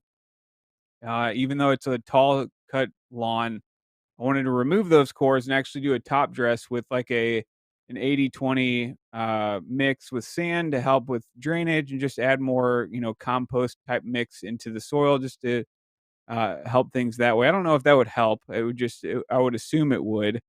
I didn't do that just because, for one, I have a 9,000 square foot lawn, and I'm not about to do that without some sort of spreader, because I have 3 kids and 1 on the way, and I don't have time to be out there slinging a shovel and doing it that way. Um, So that was one thing I wanted to do, but it didn't happen this year. Would that be something like that be advantageous in the future? No. Okay. Well, I'm glad I didn't. No. Okay, let me tell you what you could do though. So you say, right, that you're predominantly, silty clay soil, right? I'm going to guess just based on the way that it all shakes out and what I know of that area. Slowly drains kind of poorly, right? And your water holding capacity, right? Like I'm going to guess that you go from really wet to this is kind of dry and I could use some water like fairly quickly, right? There is not a whole lot of middle ground in that space, right? Of hey, it's just perfect, right? I've got perfect moisture and I might stay here for 2 or 3 or 4 or 5 days. Like that just doesn't happen typically, I'm going to guess. I would say that my front lawn kind of does. I would say more in that range. My back lawn tends to stay in certain spots a little bit more moist. I don't know if that bothers somebody, that word moist. Sometimes you gotta really enunciate this. That's what's a lot right there. The back lawn stays a little bit more moist than the front and the side. The side yard definitely dries out a lot quicker because that's the south facing and it's in sun all day long. And I should make note that the bottom of the side lawn tends to stay a little bit more probably in that optimal range just because it is a slight slope, so that is naturally going to collect a little bit more water. But up by where that when that picture you're seeing right now, up where that tree is, this year, that's where I noticed a lot of just dry spots, heat stress, and those types of areas because it just dried out a lot quicker than anywhere else. All right, so here's where I'm going to get completely nerded out with you for a second. What were you going to aerate with? Like, what were you? What? Don't tell me like something I rent from Home Depot. I want to know the make, the model. If you have the serial number, that'd be great. What are we working with here? Truly, like, is it? What do you got? I mean, I'm going to tell you what you didn't want to hear, but it was just going to be something I rented from a local equipment place. That's fine. That's fine. So now I want you to go in search of, right? Because you're in a big city, a big area, and granted you might be on the outskirts, but you seem like the kind of guy that's willing to drive a little bit to find what you want. Ray, you can correct me if I'm wrong, and I don't know it all that well, right, in the lawn space, but I want to say that the Billy Goat model is probably the best one because it's a true reciprocator. It's not that drum type BS, right? And if you have to settle for like the Ryan or the basic bitch aerifier, totally fine, right? We can work with that, but I'd like to see if you can find that one first, right? Because you can really control the amount of displacement that you're actually getting, right? The amount of surface area that you're actually covering a little bit easier, a little bit better. So what I would ask you to do is pick an area, let's just say 500 or 1,000 square feet, right? And let's try this program. You aerify it with whatever you want to aerify it with, collect all your cores, right? And then I'm going to send you a link, and it's not going to be an affiliate link or any of that BS, right? Like, I don't care about that. I just want you to use the right product, okay? So in this space, in the sports field and golf course space, if we were going to try and do what you want to do, and especially in native soil and backfilling with some type of sand, right? The amount of holes you're going to make in one pass is going to be somewhere in the neighborhood of like 2 to 3% total area, right, over the entire soil. Same thing with volume, right? We're not going to get very much volume of soil affected with that 80-20 mix, and it's going to take a lot of work to get to that, right? So what I'd like to see done is go ahead over that as many times as you can. I would say that probably at least 2, if not 3 times would be ideal. That's going to create a lot of cleanup, a lot of mess that you're going to have to do. But if it's only 500 to 1,000 square feet as a test area, that's completely fine, right? You've got 9,000 square feet. Let's not go wholesale and do the entire thing. The thing I would ask you to look for and get, and out in that area, man, I don't know. I'll have to search, and I will send this to you for sure. J Pink, let me send you a link to this real quick. Product fairway. see here. Perfect. Now, coming to you, J Pink. All right. J Pink, go ahead and pull that up. So what this product is, this is the same thing. Are you a Cardinals fan? Let me ask you that first. Yes. Yes. Okay. Good. Good. Good. Because I don't like any of the other National League Central teams besides the Cardinals. So, the Pirates can eat it. I live in Ohio. The Reds, nah, not for me. Cubs, definitely not. They beat the Indians in the World Series in 2016. They can piss up a rope as far as I'm concerned. If you're a Cubs fan right now, I'm talking right to you. All right? You jumped on the bandwagon. I saw you do it. Get out of here. All right. Now, so they use this product on their fields, right? Right on top, that beautiful brown or red dirt that they have right there on the infield. Actually, what you're seeing is a product that is a porous ceramic or a calcine clay. Okay. What they do is they take a very specific clay that comes from one place and one place only in the entire world. That is Matt Martin, Blue Mountain, Mississippi. Is that how they say it down there? Mississippi. Mississippi. I don't know. Now, I don't know Blue Mountain, Mississippi. Now, go ahead and take a look at that Blue Mountain, Mississippi, and they bake this stuff out, right? And the nice thing about it, it will hold its entire weight in water, right? So every gram of material you get a gram of water holding capacity. Okay, I know where this is. I'm sure you do. I mean, if you're from Mississippi, you know where everywhere Mississippi is. I mean, you probably know somebody on the road that this mine is that has a triple wide, right? I mean, listen, I've done a fair amount of fishing in and around Holly Springs National Forest, and this is just on the other side of it. So I'm familiar with this area. You all are related. I get it. I understand it. It's okay. So that was bad. I shouldn't have said that. I feel bad. I'm feeling some guilt. Feeling some guilt on that burn there for a second. Anyhow, so the nice thing about this product, right, is that it will absorb its own weight. And so you're going to get a lot more bang for your buck out of something like this, right? 500 square feet. Now it's going to get spendy, right? You want to be at about 500 pounds per 1,000 square feet. So my charge to you is to go find 500 square feet to 1,000 square feet and buy 250 to 500 pounds of the stuff. You're going to probably find it for, I would say, somewhere in the $15 to $20 a bag range, probably closer to 20 if I had to guess, right? So 10 bags, 500 pounds is going to cost you, roughly $200 plus tax. Okay. I want you to try this out and top dress it in. And I think you're going to have much better luck with this, right? In terms of not only drainage properties, right? Because it's going to pull water down really quickly and hold it in there. But also, too, is that it will release that water a little bit slowly, too, because really what this stuff was originally made for was baseball fields to hold moisture in the dirt, right? So that they had good cleat in, cleat out action through the entire game and not just the first inning after you see those guys walk off there with the hose. So it's a fine material. The nice thing about it, too, is that unlike the 80-20 mix that you would get and hump out in wheelbarrows or something like that, you can put this right through your spreader, absolutely no problem. So I will try and find a local vendor for you, and I will see what we can do to hook you up with this. I have absolutely no affiliation with this company. I know their products work just because I use them. I spec them in different situations, and in this situation, this is what I would spec. So I'd like you to try it, see what you think, and take the 80-20 and tell the dirt guys to go shove it up wherever.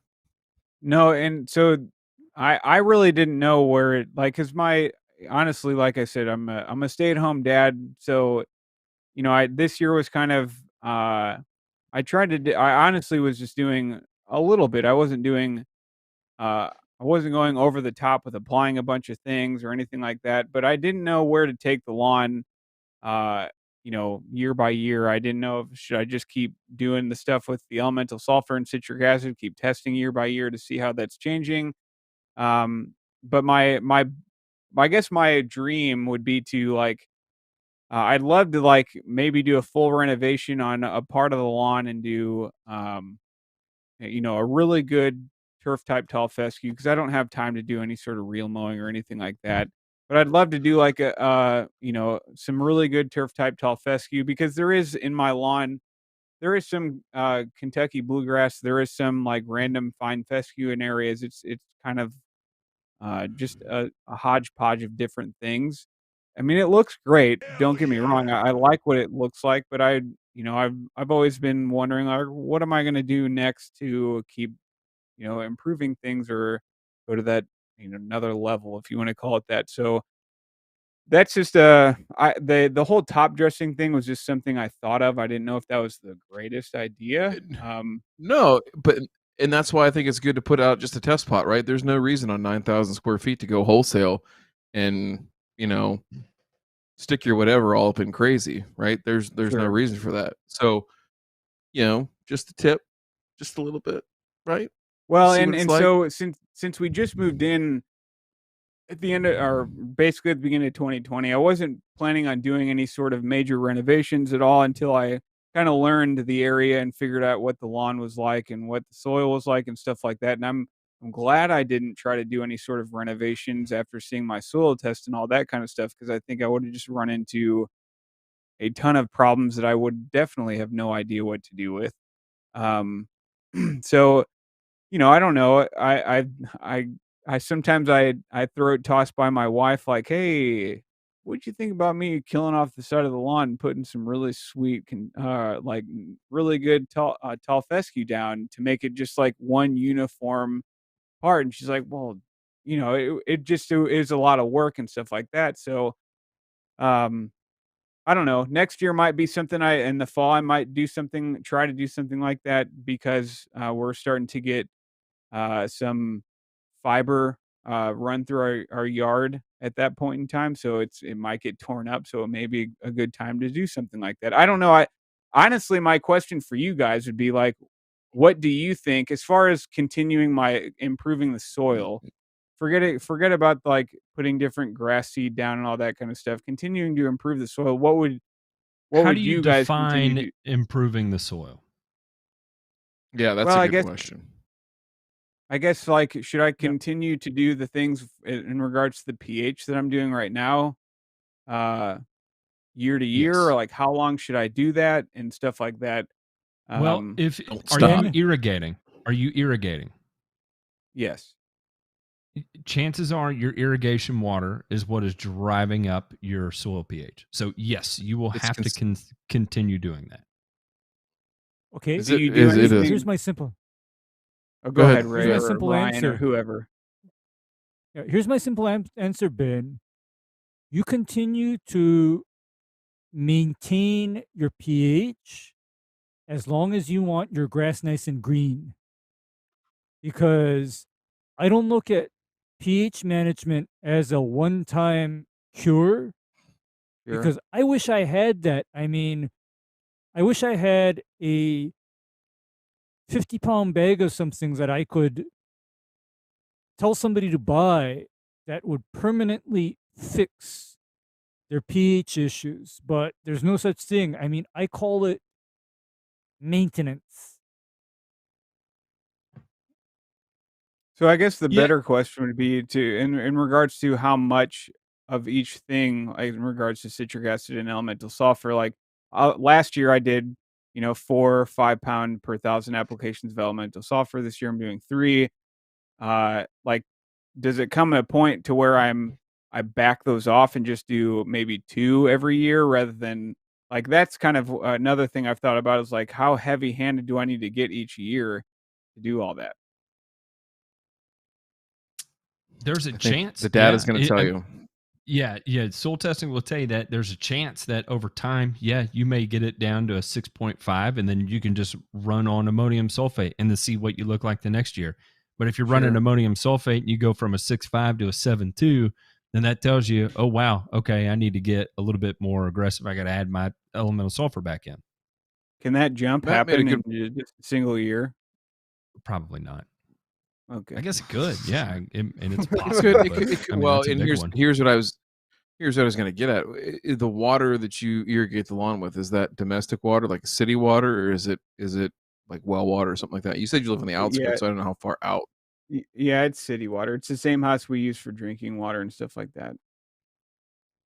Okay, so it might be worth looking at your water authority or your water company or whatever, and they should be able to provide really good lab results, right, in terms of the pH of that water and what it comes out at, right? They have to do that as far as their quality control testing. So is it a depositor, right? In terms of some of these minerals that are going into the soil, it could be, right? So it's worth looking into that and seeing, right, what you might be getting from that. But I agree that the pH thing, like you're not dating this, like you're married to it now, man. Like I got you. This is it. You whether you want to or not, you're gonna have to go out there, every few months and look at the bag of sulfur and say, all right, well, hey, it's time for our our quarterly coitus, right, or whatever it's going to be, right? So that's just the way it is, and it's okay. I think with the other things outside of just soil, I think a lot of people get caught up in, I'm going to improve the soil, and I'm not saying you're wrong for doing this. Please don't understand it. I'm not trying to be crass here at all. For you or anybody else that thinks that that's important, I do as well. But I also think that there's a lot of other things that and facets that go into good agronomy and turfgrass management that you need to be mindful of. And what I would say is that for somebody in your situation that clearly you have a lot going on in life, right? Outside of your lawn, you still want to have a good lawn, but focus on one thing at a time. And so I think this pH thing is a great thing to start, right? It's a very foundational thing that is going to help you learn a lot about how your lawn responds to different things outside of just the pH of it. And then from there, you can start to build out and really look deeper into, your nitrogen management philosophy and how that works, and playing around with it a little bit, in terms of, you mentioned, and I think it's a good point that, you don't want to be too heavy-handed in the spring and things like that. But what does it look like on the back end of the year, in the fall? Are you being aggressive enough at that time? So there's all these other questions and things to explore beyond that. But I think you're in a great spot to start, given that this is your second year on this lawn, right? Going into your third, and you're taking ownership of it. Like, you're really trying to own the issues of the day, and not just, I mean, Ray, Matt, don't get me wrong. Okay, I know what Ray would do, right? Ray would go full nuclear winter with this thing. Sand, 8-inch cap. Ray would raise the grade by 4.5 feet. Yeah, your living room windows are going to be at shin level now. So when you look out the windows, you're going to see people's feet. That's where we're at right now.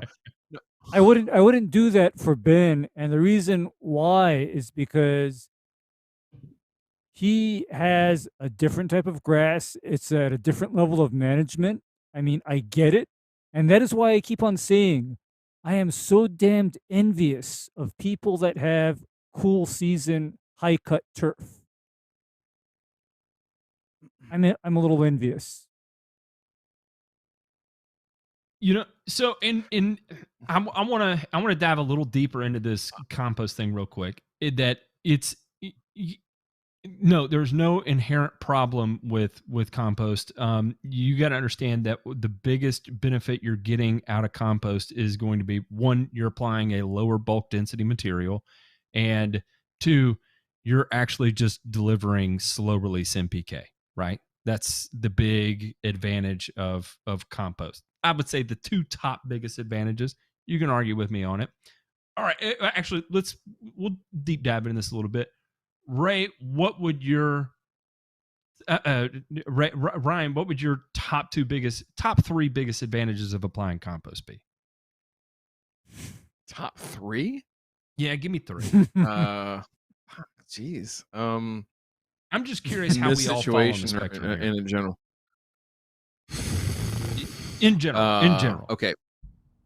In general, right? Yeah, I know. Put that on there, because Turf Truth, make sure you get this. Make sure you get me squared up real good here.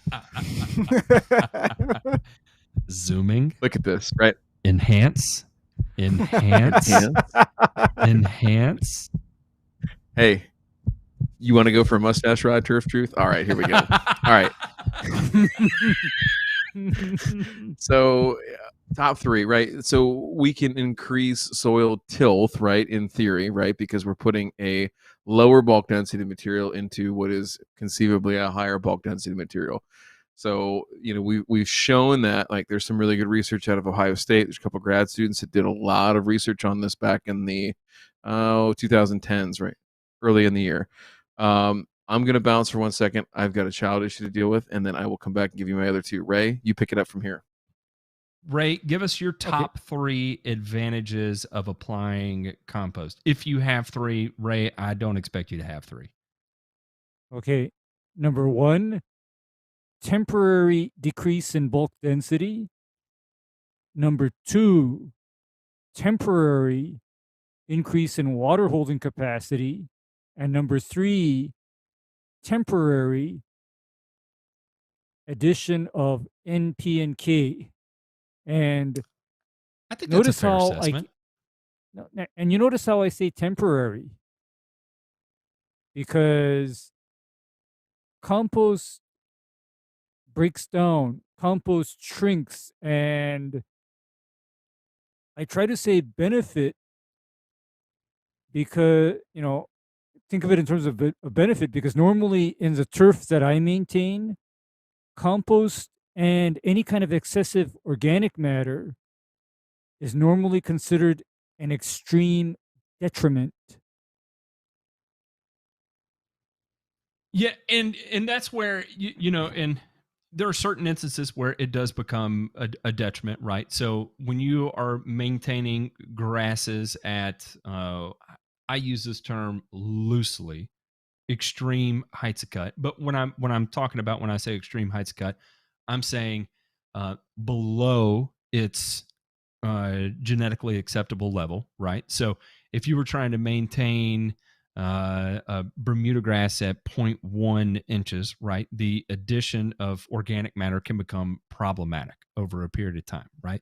Because you're impeding drainage after a certain point, and really, you live and die by the flow of water through that root zone. Lots of other things that you can start to affect there. But if we look at it from, purely from the standpoint of in a 4-inch tall fescue lawn, the application of compost, really, assuming you don't have water holding issues to begin with, is that the main thing is you're going to be getting an NPK bump from it that's going to be relatively slow release, right? So, oh, good. Ryan's back. Ray gave us his top 3, which he said temporary bump in NPK, temporary tilth, lower bulk density, and temporary moisture retention.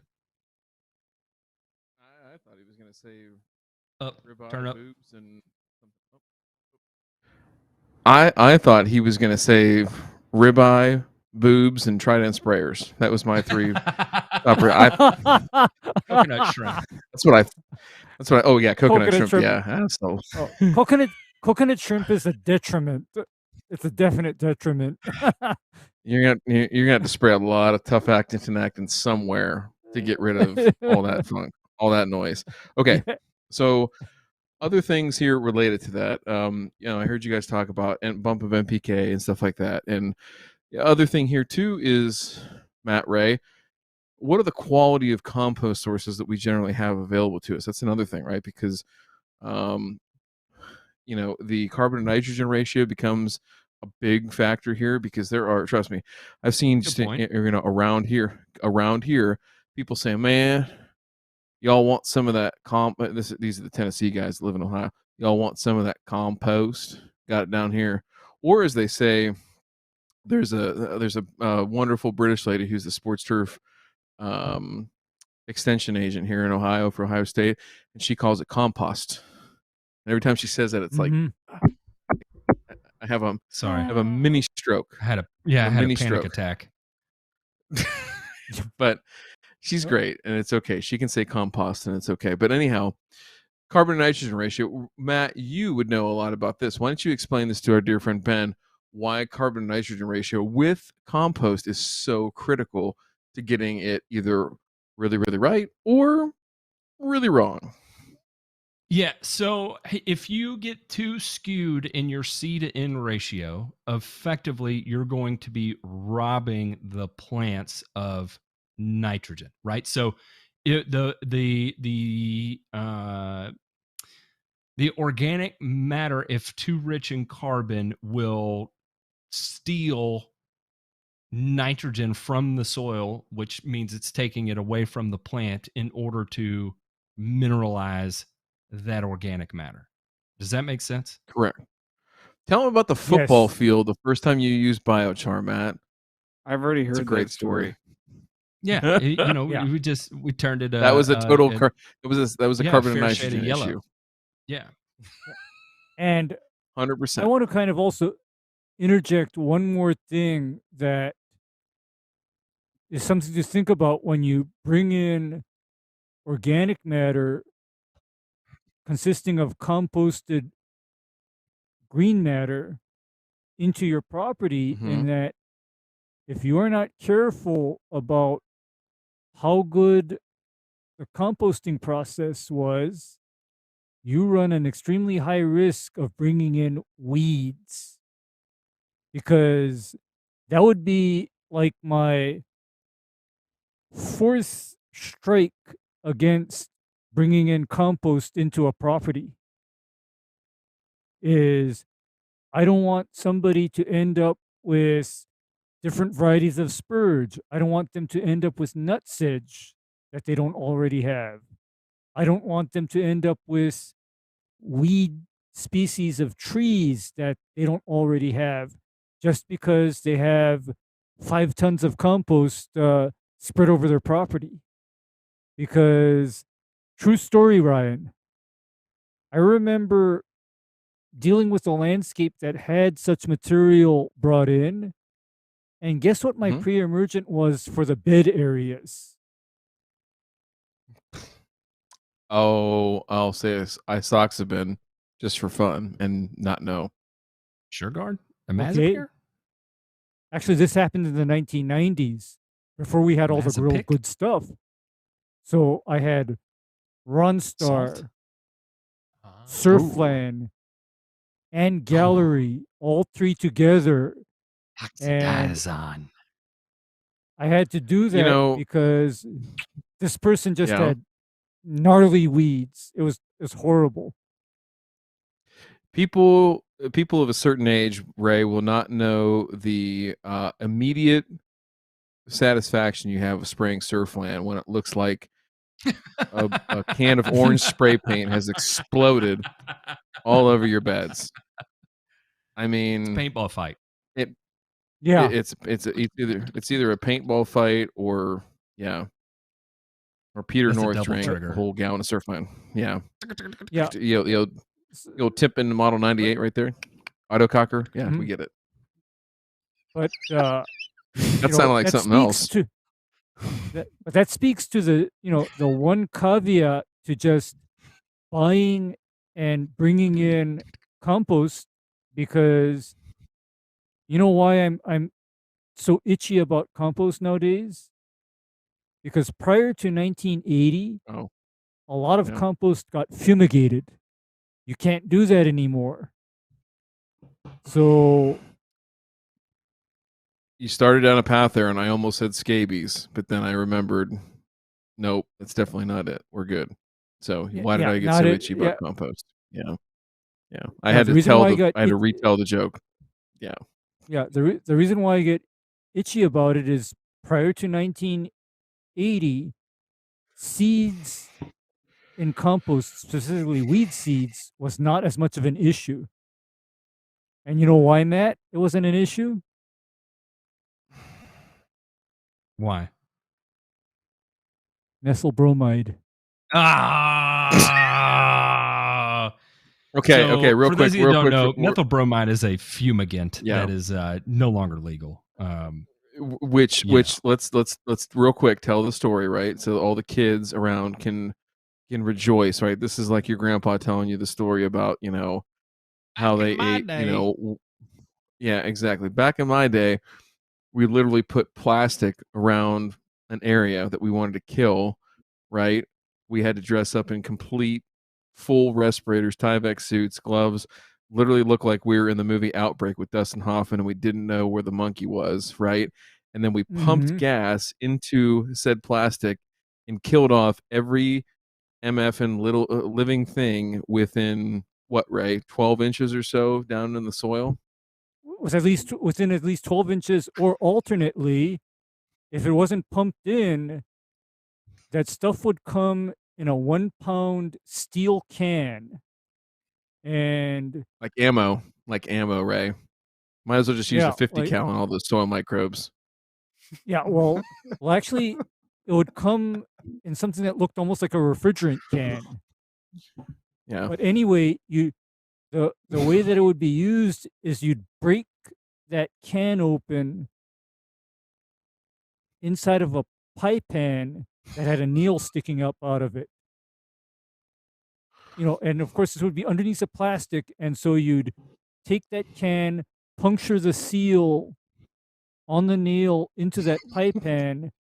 The gas would immediately vaporize underneath the plastic, and everything underneath that plastic to a depth of at least 12 inches is not there anymore in 24 hours.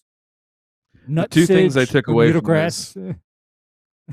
Whatever. Anything. I mean, all living things. The two things I took away from this: one, the missed opportunity that we had in our last burn and return. By the way, if you don't know what burn and return is, please visit us at patreon.com/burn and return, right? Join over there, or check us out on Matt's YouTube channel. We record every week. Great podcast. Spotify, usually Apple Ray mentions podcast, all those things. Just type in burn and all return those things. Podcast, you'll find it. Typically, Ray mentions death there, but I think he forgot, right? So we had to, at the very end of Ben's segment, I'm sorry, Ben, that you had to, make sure that we got this in. Ray got to talk about death. So all's well, all's right in the world. And the last thing is that I learned tonight and took away from this whole conversation is if you're using methyl bromide in Ray's world, make sure you fire in 3-shot bursts, right? We don't want the barrels to heat up. So, yeah. Ben, do you have any more questions? No, I mean, I guess the takeaway for me is from you guys, for my situation is just, basically just keep working on the pH year to year. I plan to soil test every year as well, just to kind of see how that's going. Other than that, there doesn't seem to be any sort of major things that I need to make sure I'm doing other than working on that. Oh, I do have another question. Actually, I forgot to ask. So this year you had me using propiconazole and azoxystrobin for my my prevention, fungicide prevention stuff, Matt. Since I used that this year, what should I use next year? Because I know you're supposed to rotate to prevent whatchamacallit. I'm blanking on the name. Resistance.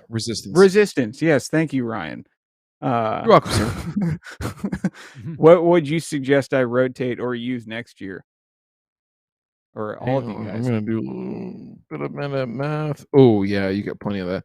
I don't know if you. I'll mention one that Ray would love to mention. Right. I will mention a product that's called Exteris. Right. So it's going to be a little spendy. It's going to be close to $400 for a 2.5 gallon, but that's going to last you quite a while, right? So you're going to have roughly almost 6 sprays with that 2.5 gallon jug, and that's going to last you at least on your full lawn probably 3 years, right? Because you probably don't want to do more than 2 sprays of this. So this is what we always say about like getting some of the more advanced chemistry is. Every year, just plan on purchasing like one product that's a big ticket item, right? And add that to your cachet. Now, in your case, with a bigger lawn, it's going to, dwindle down a little bit quicker than somebody who's got a 2, 3, 4,000, 5,000 square foot lawn.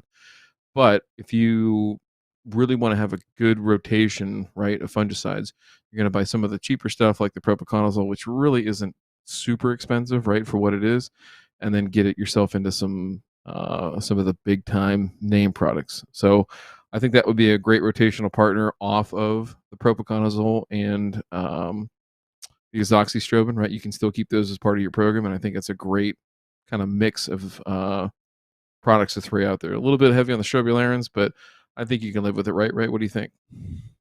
Actually, if Ben has a known dollar spot issue, I would like to add one more thing to his program that is not a strobilurin, not a DMI, and not an SDHI, and that would be thiophanate methyl 3336. Yeah. Yeah. That's okay. It'll work. No, I kind of like it for dollar spot because my experience with thiophanate methyl is that it can be used during the time of the year when you should absolutely not be hitting cool season grasses or any kind of grass very hard with propiconazole. Here is my only caveat to that. My only caveat, Ray. And I don't know if Ben has seen this yet, or if he will see this, or when he will see this. But gray leaf spot on tall fescue is a thing. It's a thing. And I'd be saving that thiophanate for the shit. Is that wait? Actually, no. This would be even worse. The fan is actually being dropped onto a pile of shit. The fan, no, not the shit isn't the fan, but the entire fan has gone down into the shit. And we want to have some thiophanate methyl in case we get gray leaf spot on tall fescue because, you know, Ben's at home with these kids all day. Fourth one's on the way. He doesn't want to have mama come home and be like, "Why is the lawn dead? Like, isn't this like what you do?" Yeah. Okay. Gray leaf spot. So we want Ben to Go ahead. You explain gray leaf spot here. Okay. Gray leaf spot is controlled very well by thiophanate methyl. It is also fairly well controlled by the SDHI class of fungicides as well. And Exteris, to me, is basically my rescue treatment for both gray leaf spot and dollar spot. That's like what I'm laying down if I have an active infestation because it is that effective. However, I don't overuse it or play it out because it works very well. So it's a case of use it, but don't abuse it. Because, by the way, your effective rate for dollar spot using Exteris is only 3 ounces per 1,000 square foot. You don't need a lot. So are those products that you guys are mentioning, is that something I would use like what would I use that in combination with everything, and would I use that throughout the year and then change it again the following year, or how does that? I'm new to all of this to fungicides because this year's really the first year I have used fungicides because I'm a rookie to all this. Like this is really my you're fine. Introduction. 4th or 5th year of actually like maintaining a lawn, and each year up until this point has been something I've started to do. Like I've added to what I actually have done because like prior to last year, my spraying fungicides something I never did, and so that's something I'm much more comfortable with this year because I've done it a lot more this year. So that's just something I just don't know. First, I want to say thank you for your approach. Sir, I'm being dead honest right now. Thank you for your approach because a lot of people either try to take it all on and get really discouraged, right? Or they don't manage expectations and then things blow up in their face and then it's the product's fault or it's the weather's fault or something like that. Like you're taking one thing at a time and you're addressing it pH, and now you're adding in these layers, right? One at a time to level up a little bit, and I appreciate that.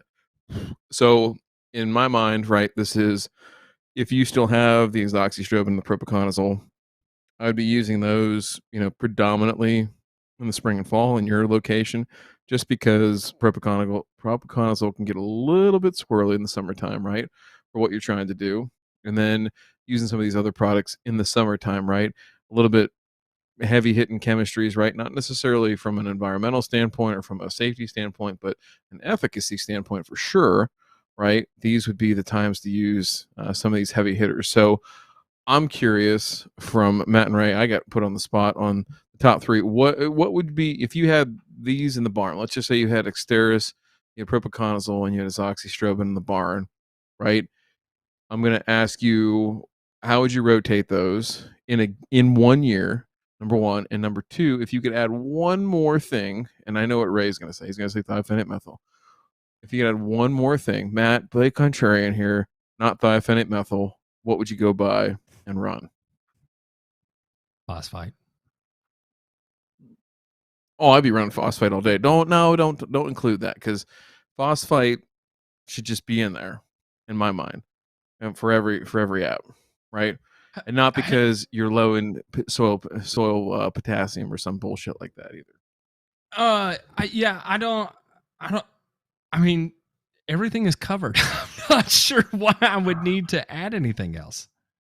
Hey, actually, you never know. Here's what I would add, and I would kind of, just goes back to my fundamental program is Aliette or signature stress guard goes in the tank every time I have to spray fungicide. And the reason why is because azoxystrobin, not to be used to target Piscium. Exteris, not to be used to target Piscium. Propiconazole, totally ineffective for Piscium. Thiophenate methyl, not effective on Piscium. So the reason why I bring up Piscium is because under high humidity conditions, your turf type tall fescue can have the Piscium superimposed right on top of the dollar spot and the gray leaf spot. So you're not only playing with one or two diseases, you just have a party on your lawn.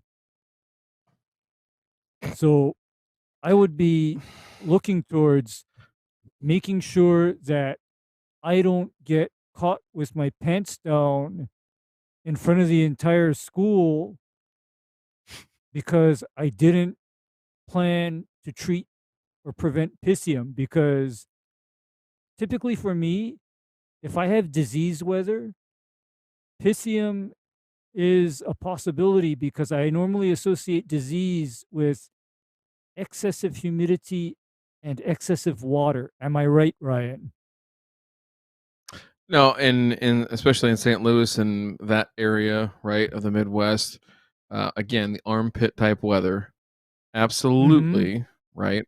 We're getting into the same situation where we could really have some major issues. And so in my mind, I don't think it's I gave Matt some shit. I'm sorry. He's not here to listen. That's the point. And that's why I'm apologizing now, right? So that he doesn't hear it. But what did you say? I said I apologize for you add phosphites into the program. I see in my mind, like, I don't look at them as they have fungistatic properties, all this kind of stuff, but I wouldn't lump them in with my fungicide program necessarily. So I think it's a good thing, though. I think Ray makes a great point. So Ben, to your point, phosphites and or Aliette, right? They both have a very similar response in the way that they elicit a plant dispense response within turf. And I think either of those would be a suitable tank partner to a lot of things. Is it going to help you with a whole bunch of other diseases? No, but getting clipped by Pythium in the middle of summer is not very fun. It's not very fun. Bad time. So it's a bad time. Yeah, and you know what? The other thing too, Ray, is like you got to wear that thing like the scarlet letter, man, because it's not like, hey, it's going to bounce back real quick and everything's going to be fine, especially with tall fescue, right? Being a bunch type grass, like you're going to wear that for a while and people are going to be like, Ben, hey, dude, what happened to your lawn?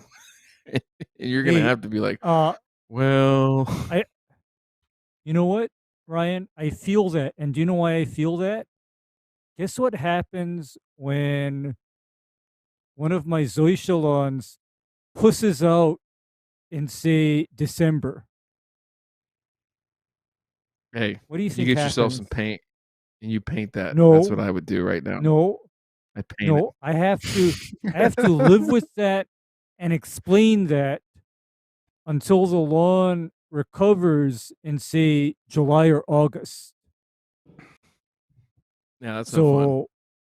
So you better believe it. I'm going to cover for the diseases that have the potential to really cause damage, because dollar spot is something that no matter how bad it looks, it's very easy for the lawn to recover from it. Large patch, not so much.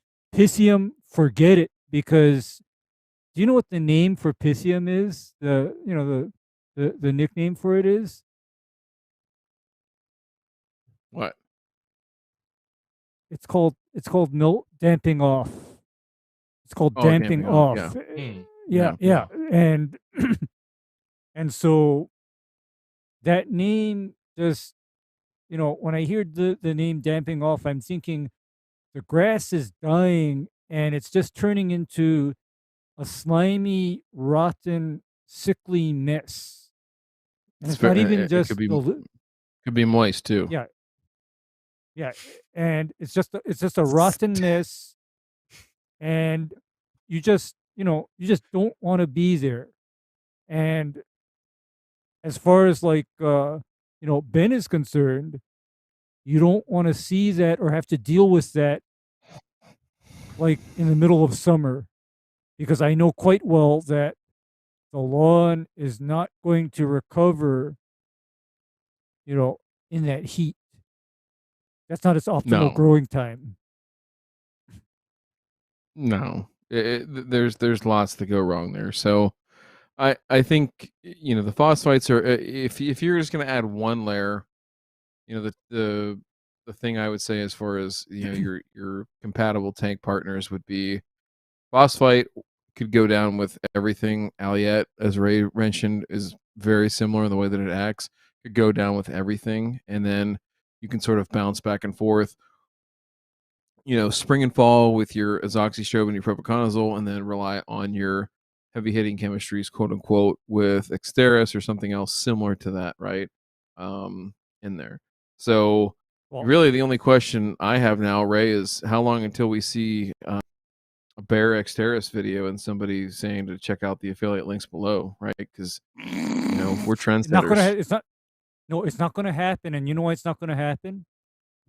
Right now, why? Exteris is an agency product that apparently the online vendors don't really have permission to sell. I have not seen it online, and in fact, I've been approached by various people in the Discord and whatever asking, and on the lawn forum asking me, where can I get Exteris? I think I need it.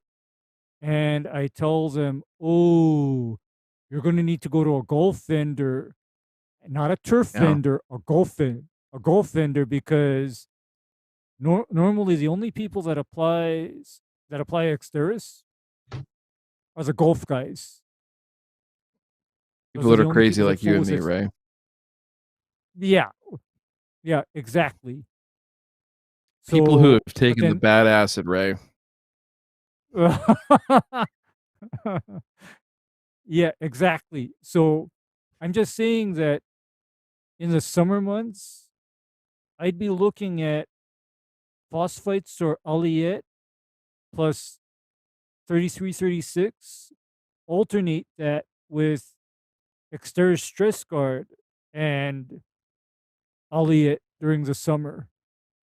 And that could be your fungicide cover for the summer months. And by the way, at effective rates, you're looking at up to 28 days of disease prevention under most conditions, if you're applying preventatively and not reactively. Sure. So if you're doing it before you have a problem, like how I do,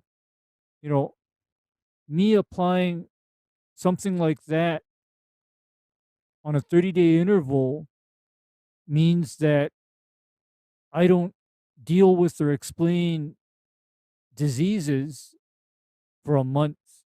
I just never see it. And that's like the name of the game is you don't want to see the dead spots, right? You just want the grass green. Yeah. Yeah, and so I mean, as good as I was about, staying on top of my consistency with applying my fungicides this year, I wasn't, I was still victim to certain dead spots, and I mean, you can see them. I don't know if some of the pictures I sent to John or to Jay Pink for this year. I don't know if I know in my front yard and a little bit in my uh backyard there were some dead spots, but those spots that I see now, I remember seeing those similar kind of spots last year, and they recovered just fine. I don't remember. It's I can't hard to remember. find a bad picture of your lawn. Well, that one, this one is this. So this is the backyard right now. So closest to the bottom corner or the like middle bottom part of the yard, that's where there's some. It's hard to see because of the shadows. There are some spots there, and just these brown spots are. It's kind of heat stress, but I can tell it is some disease there a little bit. So I wasn't, I still had some disease, but it was nothing like it was last year because when we had dollar spot in the neighborhood, I was walking past other people's yards and I could see exactly what I was seeing in my yard last year, only it was this year. And I was like, all right, I know it's hot and heavy right now, just like it. But I wasn't seeing it in my yard because of my fungicides were definitely keeping it at Keeping it bay. at So bay. yeah. Yeah. So I was, does this stuff bother me? Sure, but at the same time, like what I'm seeing when I see this now, because this is how my backyard looks now. Um, I'm not worried about it, even if it is disease right now, because I know we're going into cooler months and the lawn's going to recover. And I remember what it did last year when it recovered from those things. Um, I know these spots when I look at them, like, yeah, there might be some disease there, but I know we're coming into cooler temps. We're going to get more rain, hopefully. But just the cooler temps alone, I know will help uh, just the lawn recover. So it's kind of that expectation deal a little bit as well for me. Like I know it doesn't look the best. I didn't expect to completely keep fungus out of the lawn this year, but I'm thrilled and ecstatic for how well I kept it at bay this year compared to last year. Like I said, I have my struggle. There were some spots that I don't know what disease it was because again, I'm still not good at identifying. Sometimes when I look at like people say the hourglass lesions, like they all kind of look the same to me. So I almost need to have like a person that knows what they're talking about. Like, hey, let me walk you through a lawn and show you like that would help me a lot because I'm a visual guy. So it's just I know it's just a matter of experience and seeing it year to year and being able to better identify the disease and those types of things. Because sometimes we joke about it on tonight, but you hear things on YouTube and people are like, oh, that's this, and I'm like, I'm pretty sure that's not that disease or whatever it may be. Um, but yeah, so it's just kind of all said and told, like when we're talking about fungicides and everything, I've kind of realized like I have to have expectations, like realistic expectations, because I think you can have the best fungicide program, but sometimes you're still going to get maybe some fungus in your lawn and those types of things because nothing's perfect and things happen. So I don't know Nothing's if that's a perfect. Yeah, good nothing's approach or perfect. not, but And however, uh, I do always say that with lawns and landscapes, it seems that it begins and ends with pH because I have the feeling that if you didn't start to address your pH, your lawn would be under severe stress, regardless of how good your fungicide program was. sure. Because for me personally, I don't even try unless I know that the soil pH is moving towards optimum, because if you don't have that fundamental thing good or near good, it's just going to be harder, because I look at turf maintenance as you're allowed to have one thing wrong that you can't fix, and okay, you can work around it, you can mitigate it, you can deal with it. But when you have to juggle 2, 3, or 4 things wrong, I say 3 strikes, you're out. And for me, I know you can't control the weather. So, humidity, heat, high temperatures, you have no control over that. But what you do have control over is, for example, your nutrients, your soil pH. So you have control over that. But if you were to tell me, oh, I'm going to ignore soil pH, I'm going to really wing it or starve it as far as, nutrients go, but this damn propiconazole and azoxystrobin tank mix had better keep my lawn good, I would stop you right there and say yes and no. It doesn't work that way. Sure. Well, I was pretty fortunate to, especially during summer when applying my propiconazole, I made sure that those applications were all in the evening. Like, it was almost like a nighttime spray, because the sun was practically down every time I was spraying it. And it's funny because my neighbors can tell that I'm that guy that cares way too much about his lawn. But yeah, no, I understand what you're saying. Yeah, well, I used to be that guy too, because in another time at home, I dealt with some now restricted fungicides, Daconil, Mancozeb, and then of course my favorite was what I call the Chernobyl stuff. Haven't been back to those lawns since '86. Yeah, gentlemen, exactly. We're going to have to wrap this up and move on to the show after the show. Now, we can continue the conversation there. We're at 2.5 hours here, so we're going to wind this up. If you're interested in hearing grown men talk about grown men topics, warning, this is not for the faint of heart. If you are sensitive towards bad words, if you're sensitive towards offline content, if you're sensitive towards, really, if you're just sensitive in general, it's probably not for you. No problem, no harm, no foul. You don't have to join us. 100% okay. However, if you're into that kind of thing, you do have to become either a member. You can either go to patreon.com/burn and return, or become a member right here at YouTube. Hit the join button and join the Discord. And then once you join the Discord, you're going to go to a channel called Dirty Deeds, and Dirty Deeds will get you in. It'll be up for 10 minutes and 10 minutes alone. And after that, it disappears into the ethos forever and ever, never to be seen again. Thank you all for tuning in. We'll catch you on Sunday for the members, for the live recording of Burn and Return, again for the members and Patreons. And otherwise, we'll see you next Thursday.